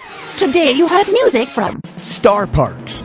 They're a spacey, funky little 7-piece mini orchestra, and you heard their new single. We started off the first break with their song, Oh Boredom, Schmaltz City, USA. Hey, have a space-age dance party, will ya? Next up was new music from Geo Wolf. Love the spelling. They're just a couple of good-looking London via Australia kids making some spicy music. They've got a brand new album out, and you heard a little something from it. From their My Resignation album, you heard the song I See Red. After that was new music from Colony House. I went a little electric pop heavy today, didn't I? This song is sort of busting up the SiriusXM's Alt Nation track. You heard their single entitled Original Material, and you can expect a full length from these cats out January 24th. We closed out the show with my pick of the week. J-pop megastar Jin Hoshino is tearing up Japan, and apparently he's ready to jump over here and tear us up too. He's even teamed up with American mega producer and artist Mark Ronson for a sold-out show that was 2 days ago or last night. You heard the song... Oh, I'm going to kill this one. Sarashi Mono featuring Pun P. Now, he's a J-pop rapper. And on that note, guys, have a beautiful, wonderful Thanksgiving, and we will see you back here on Monday. 身の丈じゃないプライドは君にあげる受け